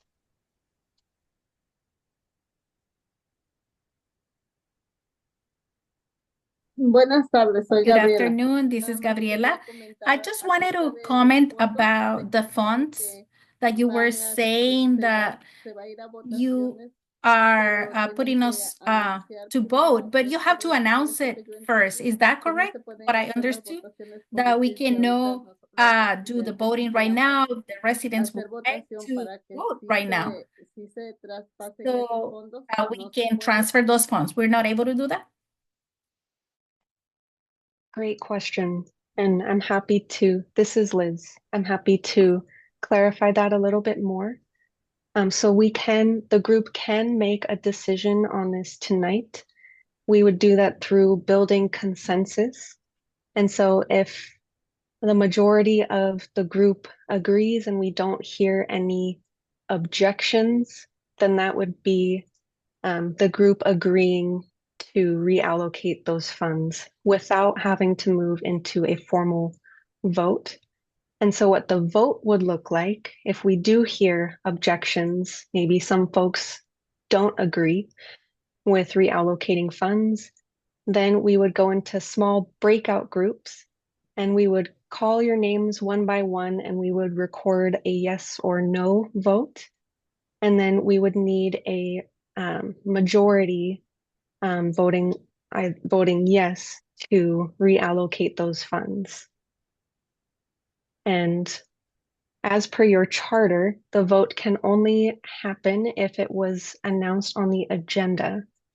And so that particular piece of voting one by one, keeping in line with your charter, we would have to postpone to the next meeting. But if we can come to an agreement tonight where everybody would like to move forward and we do have consensus, then that counts as a yes. The CSC votes to reallocate those funds and the Air District can move forward with that. Did that clarify, or is there still confusion with the process? Me aclaró la pregunta y me Just gustaría responder clarify the question, and I would like to say that if the members are in agreement and all of the people who are here participating into taking a decision in this meeting, if that's possible. Yes, that is possible. Gracias. Gracias. Thank you. Thank you. And I do see a few more hands up, and we do want to hear from all of you. I'm just looking at the time and just want to get a temperature check from the group and see, as of right now, do we have any objections? Does anybody feel like they do not have enough information to make this decision tonight? Or are we in agreement already? Do we already have consensus here? So I'll just ask one more time to the group. unmute yourself, raise your hand, put it in the chat if you do object. Do you want to do thumbs up also, or as a voting or raising hands? Only if you maybe raise your hand if you object. We only want to know if you do not want this. Well, it depends. Sí, no quieren. If for the money's going at, is it just to go on program on law motors, or is it for educational, or because too I want some money for to educate the people. That's what I want. Yes. So that will come at a different conversation, Mario. So for tonight, the money would go to that residential lawn and garden measure. Okay. Outreach is a part of that, and education is a part of that. But I think what you're asking for is something a little different. No, not really. Okay. Well, anyways, I'll vote yes on the law motors. Thank you. And I did Yo see también some. voto que sí en las cortadoras de zacate. I'm also voting yes in the lawnmowers. Yes, me too. I'm also voting yes. So I'm not seeing Yo también. any objections. I am hearing a lot of support actually, so I think that we can take this as we've reached consensus. And so the Air District will move forward with reallocating 300,000 to the residential lawn and garden measure, which is really exciting. We know how popular that has been, and just really great to see everybody come to this decision together. So thank you for engaging in this process tonight. Yeah, anything that you wanted to add, Stephanie? This is Stephanie. No, I just wanted to thank everyone so much. I think from what I've understood from all the folks that we've talked to that have signed up and went through the event, folks really enjoy it. And it's a really easy one-stop shop to participate in the program. And we still have from February's event, a lot of people that want to participate that couldn't. So we are really, really grateful to all for the opportunity to continue serving folks and allowing them to participate in this program. Thank you. And we look forward to seeing folks. Hopefully, I do think we have a good handful of folks joining us on February 8th. So we look forward to seeing you all at Arvin High School. Thank you. This is Liz, and I see Emma, your hand. Go ahead. Yeah, thanks, Liz. Just wanted to mention that a recommendation or feedback that I received from community was that the exchange program was, I think, a little bit easier than doing the rebate, because it allows folks to just take their lawnmower to the event rather than having to take extra steps. So I just wanted to share that in case that there's an opportunity to do another exchange. The other piece I wanted to add is, so it sounds like, and please correct me if I misunderstood, so the rest of the funding for the heavy duty truck measure is going to continue to be monitored to see if it can be used towards this measure. If not, there would be another opportunity to reallocate the funds. So I wanted to bring attention to some of the other suggested CSC items that we voted on earlier in the year, which were the incentive program for installation of the EV charging infrastructure, which is, there was a lot of conversation about that this evening. So, if there is an opportunity for reallocation of funds, I think using it towards that could be helpful. And this is all from, again, measures that we discussed as a CSC a few years back. The other one was a new street sweeper.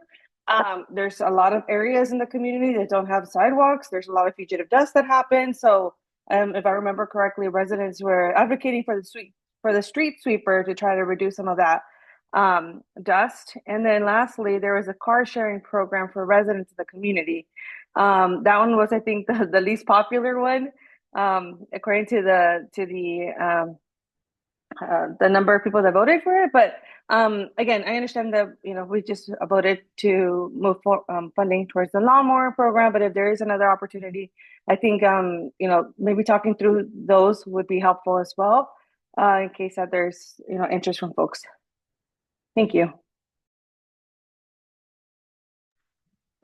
Tenía un comentario de los I had a cargadores comment about the que chargers. tienen If dinero you que sobra, could para los maybe money that we cargadores have para left, los just carros put the electrónicos. money for La the verdad es chargers for que the en Arvin electric nada más hay cars, because in un solo Arvin cargador we que carga only have rápido one charger y la that is a mayoría del fast tiempo está charger, and the majority of the descompuesto time is not y working. hay And junto de los veteranos hay más, and pero cargan also in the bien area of the despacito veterans, there's another one, but it charges y la very verdad slow. que es bien And duro poner un honestly, carro it's eléctrico aquí en very hard Arvin to have porque an electric vehicle here in Arvin, y because para poner uno en tu casa estás if hablando you de want to put bastante one dinero, in por your lo menos house, yo it's a creo lot of money, para at el least cable y for the el cargador cable, cuesta or bastante, arriba and de the charger is $1,000. very Y expensive. I think it's higher la than verdad para tener $2,000. And carros eléctricos aquí honestly, en to Arvin va have a estar bien electric duro cars here in Arvin is going to be very hard, porque pues no because hay cómo cargar. we don't have a way to charge them.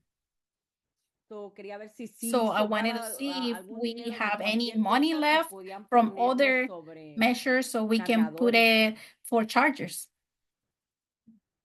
Bueno, Thank you. That's it. This is Stephanie. Thank you so much for that comment. And then thank you, Emma, for your comment.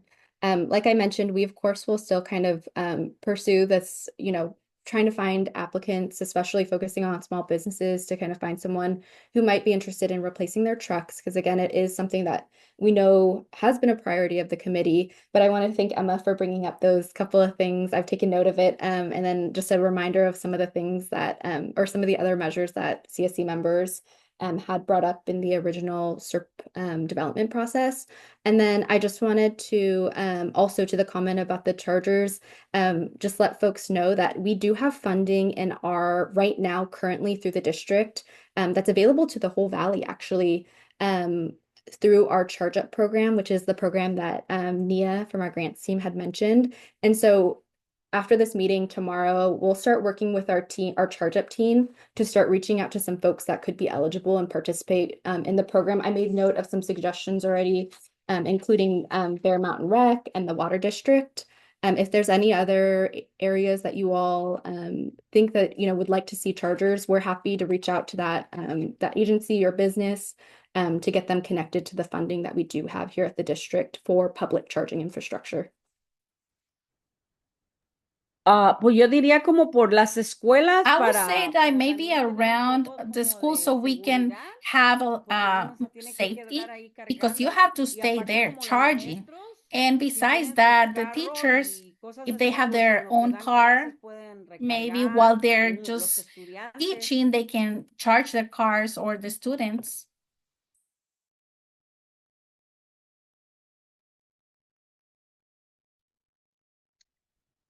This is Liz. Really great suggestions, and thank you all for sharing that. We're diligently taking notes and action items. I see hand up from Mario. Go ahead. Yeah, I just wanted to know, did you guys talk about what I was asking last time? We had it on this server that they were supposed to talk about it.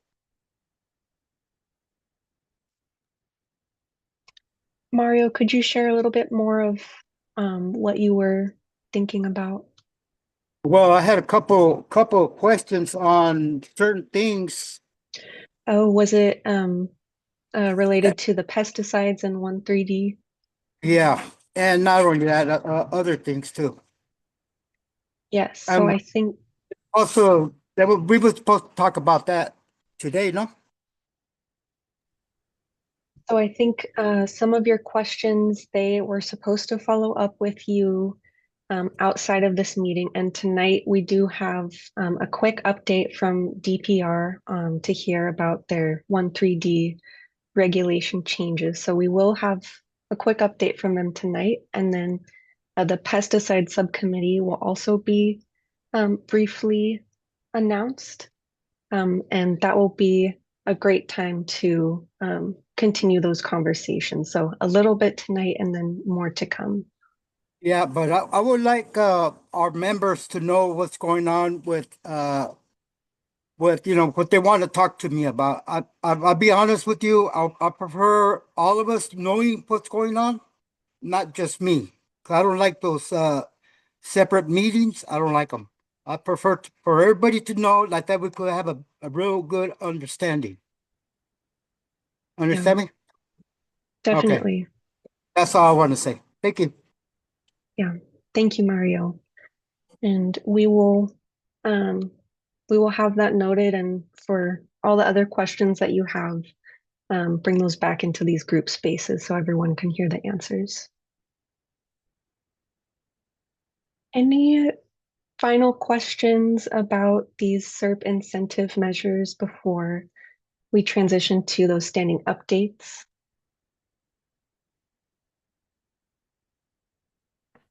Soy Elvia García. Nomás tenía una pregunta. This is Elvin Garcia. I have a question. They told me in a meeting that they will investigate to see if maybe in a house or household they can just get 2 cars. I don't know if that's an option or not. For the vehicle replacement program, correct? Sí. Yes. So this is Akio.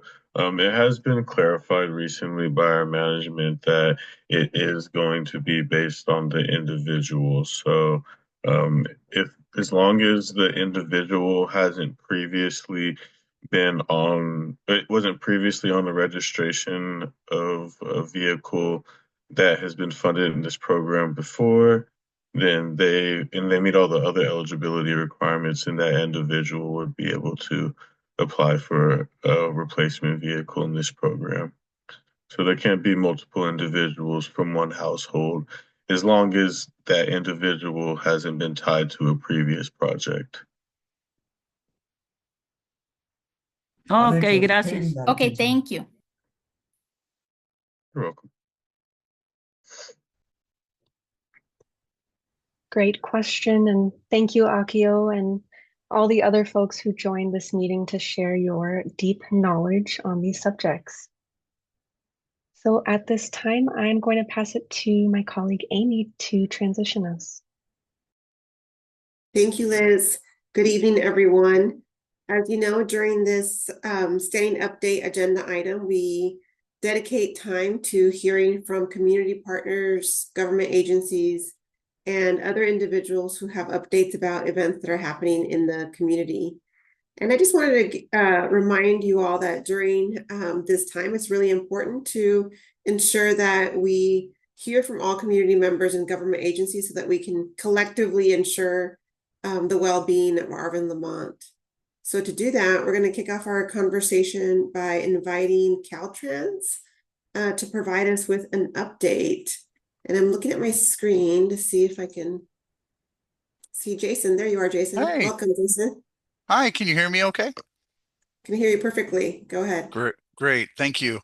Well, this is my first time here, and first and foremost, I just want to say how wonderful this meeting has gone and how great this group is, the steering committee, the air district, everyone involved in this is just absolutely fantastic, and this is just an exemplary example of community outreach. That's first and foremost. So I took over. I'm transitioning, taking over for Lorena Mendiblis. And then also I know Mimi Obrahim was also part of this as well. I started with Caltrans in 2017 and started as an associate environmental planner in delivery. Now I've moved over to planning, and I am my new position, which I started in July. I'm the climate change adaptation program manager here at District 6. So I'm a senior transportation planner. So I work on the state highway system, but State Route 184 is running right through the middle of everything, right? So what I'm here to talk about tonight and provide an update on is the Weed Patch Highway 3R rehab project. That's been on the books for a while, and I'm assuming, again, that people are at least somewhat familiar with the project, right? And I've probably heard it in previous meetings. I know Lorena did a small presentation in December. So that project is scheduled to go to construction this December, 2025, right? So, and my delivery experience that I have, which is great, I can look in and see if that is, if things are rolling along to be legitimately December 2025, and they are. The project did become ready to list, so it's moving, which is great. So that's a 3R project from, sorry, which is a rehab scope, pavement, curb, gutter, sidewalks, upgraded driveways, raised medians, light poles, street lights, is all part of the scope of this particular project. And it's the actual project limits, just so I'm familiarizing myself with it as we go here too. It's on State Route 184 between Post Mile .08, which is just below Dunsmuir Street, and goes all the way up north Post Mile 8.6, which is at Breckenridge Road. Just good size, almost 8 miles of rehab. So it's a good sized project. So anyway, like I said, I'm just joining in. I do come from delivery. So what I'm going to do on my end is I'm going to sit down, I'm going to butt into the PDT, which is the project development team internally at Caltrans, right? And catch up to speed with this project. I know the construction date, which is obviously important to everybody, but also kind of want to get a better idea of the scope. So I'm going to look at the 100% plans, and so I'll be playing a little catch up. But I know we do meet monthly, correct? Okay. So I'll have, yeah. So it's great that I do have that delivery experience, because I can kind of dig in a little more and get the true nuts and bolts of what's really going on. So I just haven't had that opportunity yet, but yeah, I will do that. And come February, I'll have a more specific update on the nuts and bolts of that Weed Patch Highway rehab project. So, and that's basically it for me. And another thing I wanted to say is, again, it's my first meeting, but there's a lot of community outreach going on. Can Caltrans help in that effort, right? Caltrans has social media, right? So if the air district wants to reach out, or whatever we want to do, but if Caltrans can add community events to their social media pages to just maybe help with outreach events, I don't know, maybe not, but however I can help, that's what I want to do. So, but that was the main event for Caltrans tonight. Thank you so much, Jason. This is Amy, for sharing. Maybe what we'll do, since you are new, is provide or turn this into an action item to have maybe the Air District reach out to you directly, Jason, to give you a little orientation about what is possible. Okay. In terms of, collaborating on outreach and public awareness, etc. Great. So thank you very much. I appreciate it. I'm also seeing our colleagues here from DPR. Jimmy or Yvonne, any updates on your end?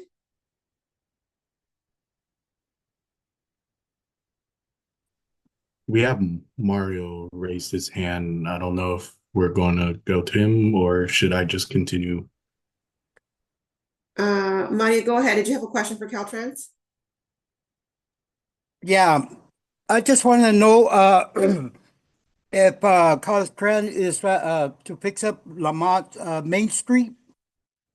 Because I was talking about that. It's already overdue for like 5 years ago.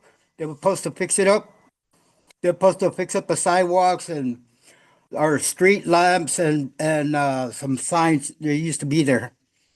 Because now we don't need to have signs in the middle of the barrier. And I just wanted to know what's going on with that part. And two, we were supposed to go with somebody out there to look at that area and pinpoint what's going on. I mean, this is already like 3 or 4 months ago. Me and Tim supposed to go out there. I just wanted to know what's going on with that part. This is Amy. Thank you, Mario. And Jason, I do see you moving your lips, so I'm not sure if you're talking and you're unmuted or not unmuted. Sorry about that. Okay. My bad. So the Lamont is definitely involved. That the post mile limits definitely include Lamont, right? And what I received from Lorena, and again, I'll just read it verbatim in terms of the scope of work is include upgraded roadway, curb, gutter, sidewalks, curb ramps, and then I know there's driveways that they're going to upgrade, new raised medians, new light poles, and street lights. So that's the project description that I received from Lorena. So I just read that verbatim. In terms of a field trip, my apologies. I was not aware that that was supposed to happen. Considering where things are at in the process of delivery, I don't know, was that, so you said Tim and you were supposed to go on that field trip. Who set that up with you, if you don't mind? Do you have a name that I can follow up with at Caltrans? It was in the meeting. We had a meeting like before December or something like that. Yeah. And Hey, we Mark. was Go and ahead, sorry. we were supposed to get together and look at the area like that we could pinpoint all the problems that we had right there in the main street. And that's the reason why, because it's already been like 5 years. They've been just marking the streets, but nothing was ever done. Yeah. And That's where, you know, oh, go ahead, go ahead. No, you go ahead. Go ahead. No, it's because you know, it's I think it's overdue, and I feel that we have to start really getting the street fixed because it's looking very bad, you know, real bad. Yeah, and like I mentioned earlier, I come from that delivery side, so I know, for one, I know the difficulty of delivering a Caltrans project, especially with utilities and right of way and everything going along. Not an excuse. It is. I also know there's railroad involvement there. This is where I can dig in and actually get you an answer on, hey, why is this taking so long? To at least give you an answer. But at a minimum, like I said, I've now gone into the levels that I can go into internally and see what's really going on with respect to delivery. And what I see is a legitimate opportunity for the construction date to be December 2025, right? So, and what I'll do in the meantime is follow up on this field visit that Caltrans, is working on. First and foremost, follow up with that, and then second, get together with the project management and confirm, because I know it's been waiting, right? I've seen those dates, so get answers on that, right, and at least an explanation of where we're at. So that's my commitment for this next upcoming meeting, is to dig into the timeline of this project further. So Yeah, you get that no nonsense assessment of what's really going on. But yeah, like I not said, those are the things I looked at, and those are the things I know what people want to know, especially if they've been hearing, hey, it's going to be ready this time. It's going to be ready this time. It's going to be ready this time. I can see, right now that there's a serious chance, of it happening here in December 2025, considering the yeah, project has listed. yeah, because there's a couple of projects here that so-called they're supposed to work on, like our park was supposed to have a new park, and not only that, they're supposed to put speed bumps on Alicante School. It's already, it's already based on they do it, but they haven't did it. It already passed close to 2 years waiting for those speed bumps for the school, and that's a long time. I mean, especially when they already gave the okay. Now, is that on the local roads? Thank you. What we can do, Jason, Mario, Yeah. hi, Mario and Jason, this is Amy again. Yeah. What we can do, Mario and Jason, is we'll send you a link to we'll post it in the chat right now where all the action items live, so that you can go through the archive of action items and see which ones are still pending from Caltrans. Okay. And maybe at the next meeting, then we'll make sure to have an update from you, Jason. I want to be respectful of everyone's time right now, because Yeah. there's a lot of I history know. to go through. And so we'll make that an action item for now. And then team, if we could put the link to the public action items on the chat so that Jason can have that link readily available. Okay, thank you. Thank you, Mario. Thank you. I also see Gustavo's hand raised. Go ahead, Gustavo. Yeah, just a clarifying question for Caltrans. You said that December, 25 is to end the construction or to start the constructions. And if it's to start, any projections on when it will be completed? Yeah, so that would be begin construction. And I'll look at, I can also get the number of proposed construction days. So that'll be an action item for next February. Those are the numbers I can get. So like I said, I can get you that kind of no nonsense look at it, right? Those are projections that Caltrans does. So it will start in December 2025. And in February, I'll have a number of actual construction days that the engineer is anticipating the project will take. So we'll clear that up February 2025. Thank you, Jason. And Thank Amy you. again. Thank you, Gustavo. I appreciate the transparency and clarity that you're bringing to tonight's meeting. Your ability to commit and say that you're going to come back with answers is super helpful and respectful for the community. So I just appreciate your orientation for tonight's meeting. And again, welcome to the meeting. At this time, we're going to transition to Department of Pesticide Regulations, DPR. Any updates on your end that you'd like to share tonight? Sorry. Hi, this is Jimmy. I'm going to be presenting an update on the 13D regulation. Basically, the Department of Pesticide Regulation has proposed new regulations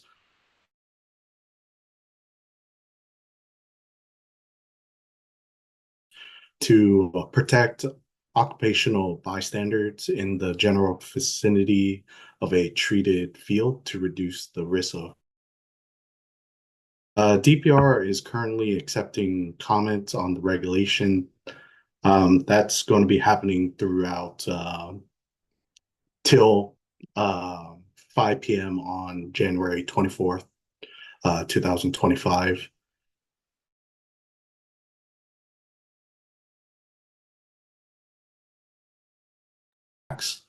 DPR has hosted already 4 public comment hearings earlier this month, but if you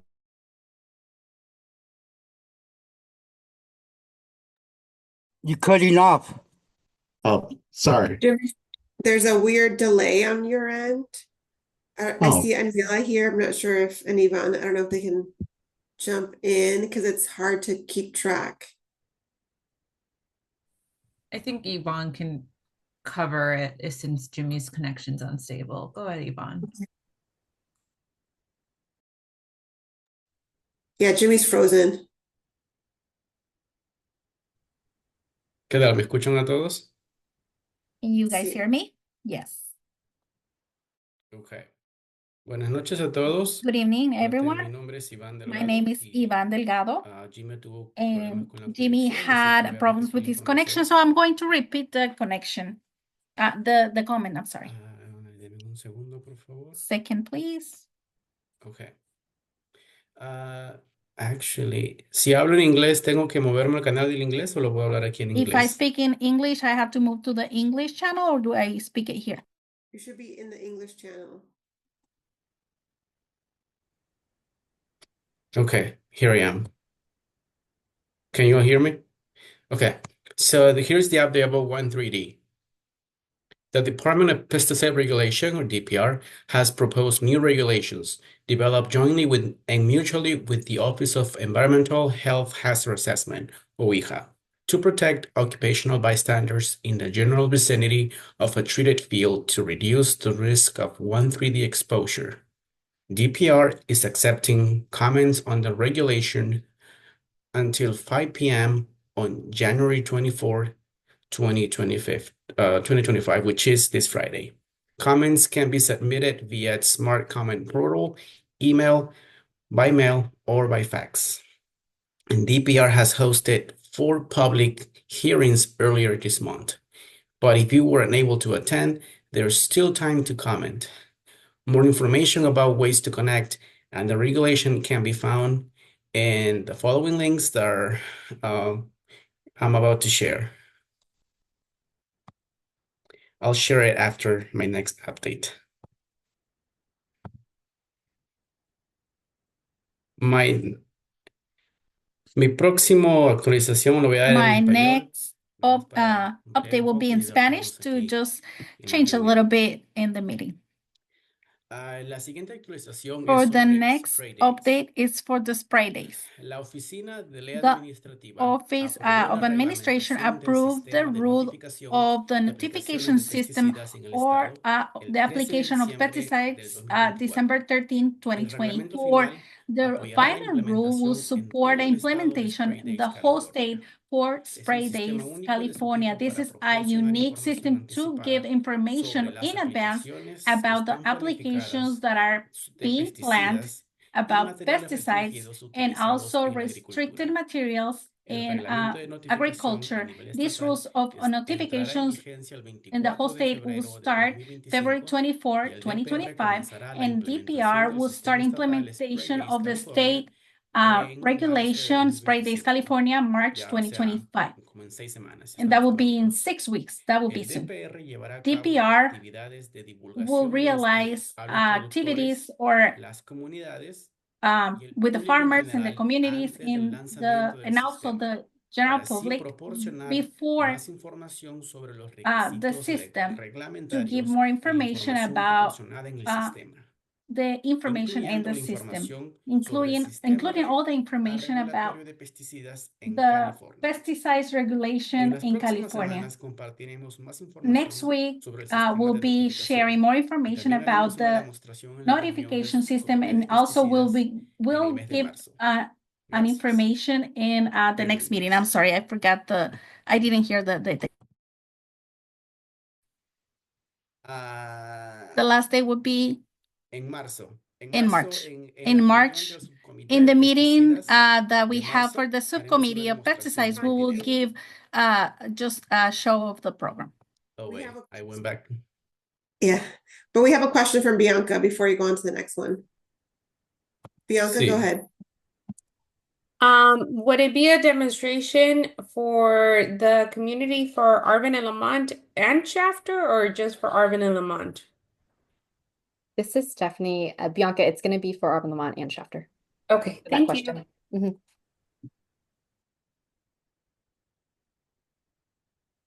Go ahead, Ivan. Oh, eso sería todo. That will be it. Gracias. Thank you. Thank you so much, Ivan, for those updates. At this time, we're going to transition to Carb and welcome Carb to provide us with any updates. Yeah, I have quite a few. I just want to do a time check before I get going. Are we good with that? Yeah, we're a little bit over time.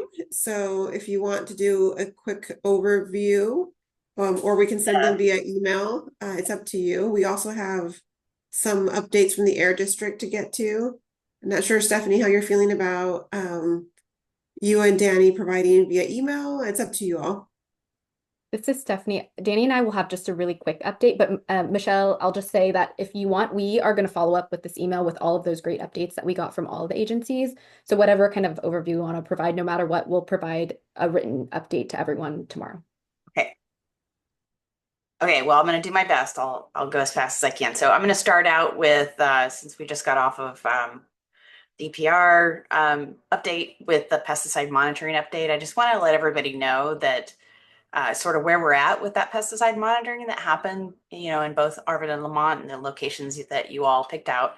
And I think I forgot to say, this is Michelle Byers. I am your CARB state representative, your liaison to all things state and mobile source. So, okay, getting back to the pesticide monitoring, we just received the laboratory data from all the sampling that we did. And so our team is basically working to take into all the field information that goes along with those laboratory tests and kind of combining them and understanding them and going back and forth. It's a multi-agency thing where everybody is involved. And so it takes quite a while. And essentially that process has just started on our end. And So, doing that review and then also producing the report both have to go through multiple agencies, so it takes a while. So I just want to let everybody know that we're still a ways out and we don't even have an ETA for getting you that report. And we're also not going to be releasing the raw data because there's just so much back and forth to confirm that, what the data is and what the conditions when it was taken. So just want to let everybody know that. And last month or last time we met, we set up a little area and talked about mobile sources. And so I just want to get back to you on a few things with that. One of the questions was about kind of the flyers and the information about what makes a truck compliant. And so that's what a lot of the links that I shared just about 15 minutes ago, that's what those links are all about. So hopefully those will help. And if they don't, or if it's too confusing, please reach out to me and I can find you somebody to help walk through the process, because it's a lot of links and a lot of information, I tell you. The other thing I wanted to just let you know is that sometime in the next few weeks, our enforcement team, based on some of the places where you all told me where there are trucks parking and potentially idling, our enforcement team is going to go out in the next few weeks and kind of do some surveillance throughout the community and just see what's going on and see where they might be able to help. I also still want to implore you to let me know if there are intersections, for instance, where you see a lot of truck traffic that could be problematic, or that you just want to note that it's a concern. I am always open to hearing any of that and passing that along to our enforcement team. I think that some of that truck traffic might be seasonal, so please let us know. Maybe you're not seeing it right now, but maybe you're going to start seeing it in a few months. So definitely please keep me informed of any concerns you have related to truck traffic. And I have a little bit of information. Probably you all have heard in the national news that California has withdrawn a few of our requests for waivers from the federal EPA. I don't want to get into too much detail because it can all be very confusing. If you have any questions, I'm here to answer them. At this point, I think probably the easiest thing to say is that we are going to defend all the waivers that we did get. And many of those waivers are allowing us to move forward and get some significant reductions. And that we'll continue to push from that standpoint, and also working with our industry partners on the heavy duty vehicles, for instance, and really reducing the emissions from them. I feel like I'm missing something. Let me just double check. Waivers, the trucks, pesticide monitoring. I think that's it. And I'm going to drop my email into the chat. Let me know if you have any questions or anything you'd just like to say, or of course, I'm always available for reaching out to you. This is Amy. Thank you, Michelle. And a reminder to the committee that you will get these updates via email as well. I know we're a little bit over time, so I'm going to transition to the Air District. Stephanie and Danny are going to provide some quick updates. So I'll just hand it to both of you so that we can expedite the process. This is Stephanie. Danny and I are going to give like a 1-minute update together. Yvonne mentioned it, but I just want to share that, as Yvonne mentioned, we typically have our pesticide subcommittee we would have had it at the end of February, but I think for all the reasons Yvonne just mentioned of trying to get, getting close enough to when spray days is going to get released to give you all a meaningful opportunity to like engage and get a demo, we are going to do the pesticide subcommittee on March 11th, and we will share that information with you all really shortly. Go ahead, Danny. Great. Thanks, Stephanie. This is Danny Gonzalez at the Outreach Communications team at the Valley Air District. Just real quickly, our team will be out in Arvin, Lamont, February 10th to provide calendars, our annual House Schools Kids calendars for 2025 out in the Arvin, Lamont community to schools and other community-based organizations. But if you have any location that you want to make sure that we touch base with, provide calendars to, please let us know. Again, we'll be out, and thanks, Stephanie. She's there highlighting the calendar, our awesome calendar. We'll be out in the community February 10th. So please let us know before then. Thank you so much, Air District. Appreciate that. At this time, we're going to transition to wrapping up the meeting. I know we're a little bit over time, so I just have a few quick reminders. And I see Cesar has his hand raised. Go ahead, Cesar. Yeah, whenever there's space for public comment, I think my hand's for most appropriately done then. Perfect. Okay, let me just give an update and then you'll be next. So our agenda setting meeting is scheduled for February 6th from 4 to 5 via Zoom. Everyone should have that in their invite calendar. And then, of course, our next meeting will also be on Zoom, and it'll be February 26th from 5 to 7, and you should also have that in your calendar. At this time, we'll go ahead and send you the action items via email instead of spending extra time reading them aloud. But as always, these action items are to facilitate transparency and accountability of all the commitments that are made to you as a community during these meetings. If you have any questions or modifications for the action items, please do reach out once you receive that email. At this time, we're going to transition to public comment. So as a reminder, public comment is available to any public government meeting and all comments are welcome. So go ahead, Cesar. Yeah, thank you. I'm definitely going to follow up over email, but I have a few questions regarding the current energy fence line plan that was resubmitted and approved in November. I'll just name a few of them now. There is third parties that are mentioned to do a fence line review, monitoring review on page 94 of the submitted plan. I would like to know if those third-party reviews are going to be public and if the third-party reviewer has already been chosen to do those reviews. I also noticed that there is more than just 3 months of historical data available now, so thank you for making that happen. The only problem is now the graphs do not show reference levels, so people don't know when those levels are dangerous to report, which I think is a step backwards in transparency, and I would like for that decision to be reversed. But again, I am happy that there is more than just 3 months of historical data available now. And I would also like to know if, per the new submitted plan, if there have been any changes to public notification. For example, telling folks when there's leaks, if there's any variance updates or issues that may affect production for the nearby community members, as well as justification as to why certain parts of the fence line were chosen to not be monitored by the air district, including the north side of the eastern tanks. So I can type this up and send it over email. I just wanted to make sure that that was added to the action items.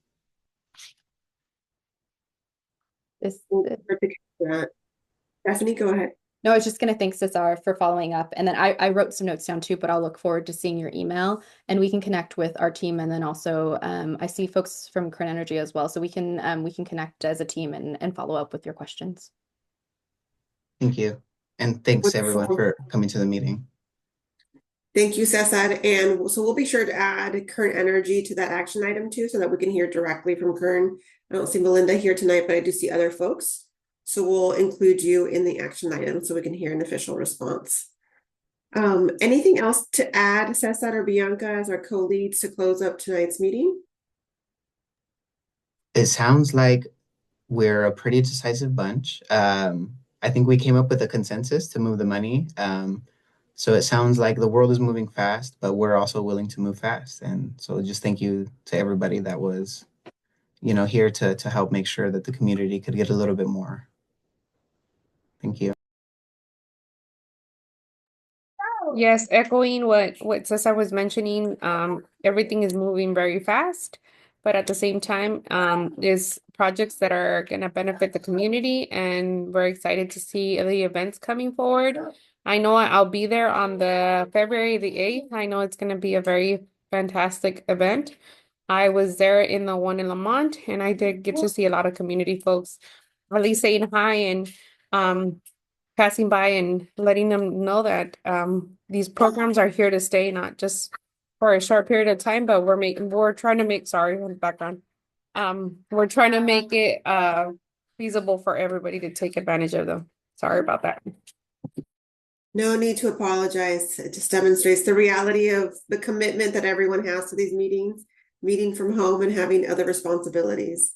So really appreciate everyone's time, and As I said before, you'll be receiving an email that has all of the action items and follow-up communication from all the agencies that have updates for tonight. So thanks, everyone. Have a wonderful evening, and we will see you at the agenda setting meeting and at the next CSC meeting. Buenas Be noches. safe and take care. Buenas noches. Adios. Buenas Good noches. night. Thank you, everybody. Good night. Amy, una Good pregunta, night. una Arvin, I pregunta have a para question. el señor Jackson, si se puede For rápido. Mr. Jackson, if we can do ¿Tienen that proyectos que quickly. If consideren they have any a projects Arvin para that los they will cargadores, a consider Jackson, Arvin al for the señor chargers, Jackson? it'll O be al for señor Jason que Caltrans. le diga de Jason, ya. charging Jason, Jason. Oh, So, did you hear that, Yeah. Jason? go ahead. One more time. I'm sorry. Community members interested in knowing if Caltrans has any EV charging infrastructure plans for Arvin, Lamont. So in this particular project that's coming in, the rehab project, there's no EV charging associated with that project. What I can look at is if there's anything in the pipeline that might be coming, but it's what I can say almost certainly. I can double check the scope of work, but I don't see it anywhere with the projects that's starting in December, right? The big one, the big rehab project does not have any EV charging associated with that, right? So the only potential for that would be another project that comes in somehow, some way that would add those types of features to the project scope. And usually that's a mitigation measure for Caltrans. So, but I can discuss that further at the next meeting too, to get more clarification on that process and how that works. So I'll put that down as another action item as well. And that way we can all just catch up to speed. So it's confusing. It is. Yes, so, thank you. Thank yeah. you for answering that. I know the meeting is Of course. over, and No, appreciate you it's saying okay. no. Yeah. No, I get it. Appreciate you. And I'll come Thank geared you. up at the next meeting. All right, you got a lot. This group doesn't mess around. Yeah, we don't mess around, so we're No, gonna not at all. you. Thank you, Jason. Can't wait to meet you in person. You Joanna, bet. All right. gracias. Thanks for the question. All right. And Francisco, ya te fuiste, Francisco? Tengo una pregunta, Francisco. Francisco, do you have a question? Who is in that picture? Is that you, Francisco? Did he leave? Francisco, ¿quién está en esa imagen? Oh. Soy yo. That's me. Wow. There it is. Buenas noches a todos. Soy yo Have a de good la, night, de la everyone. foto ahí. That's me in the picture. Eso era en el Wow. 2018. That was in 2018. Eso Oh, era en el wow. Look 2018, at you. la pasé. That was in 2018. It's been a while now. Bueno, gracias. Well, thank you. Thank right. you. We'll Thanks, see you everybody. next time. Thank you. All right.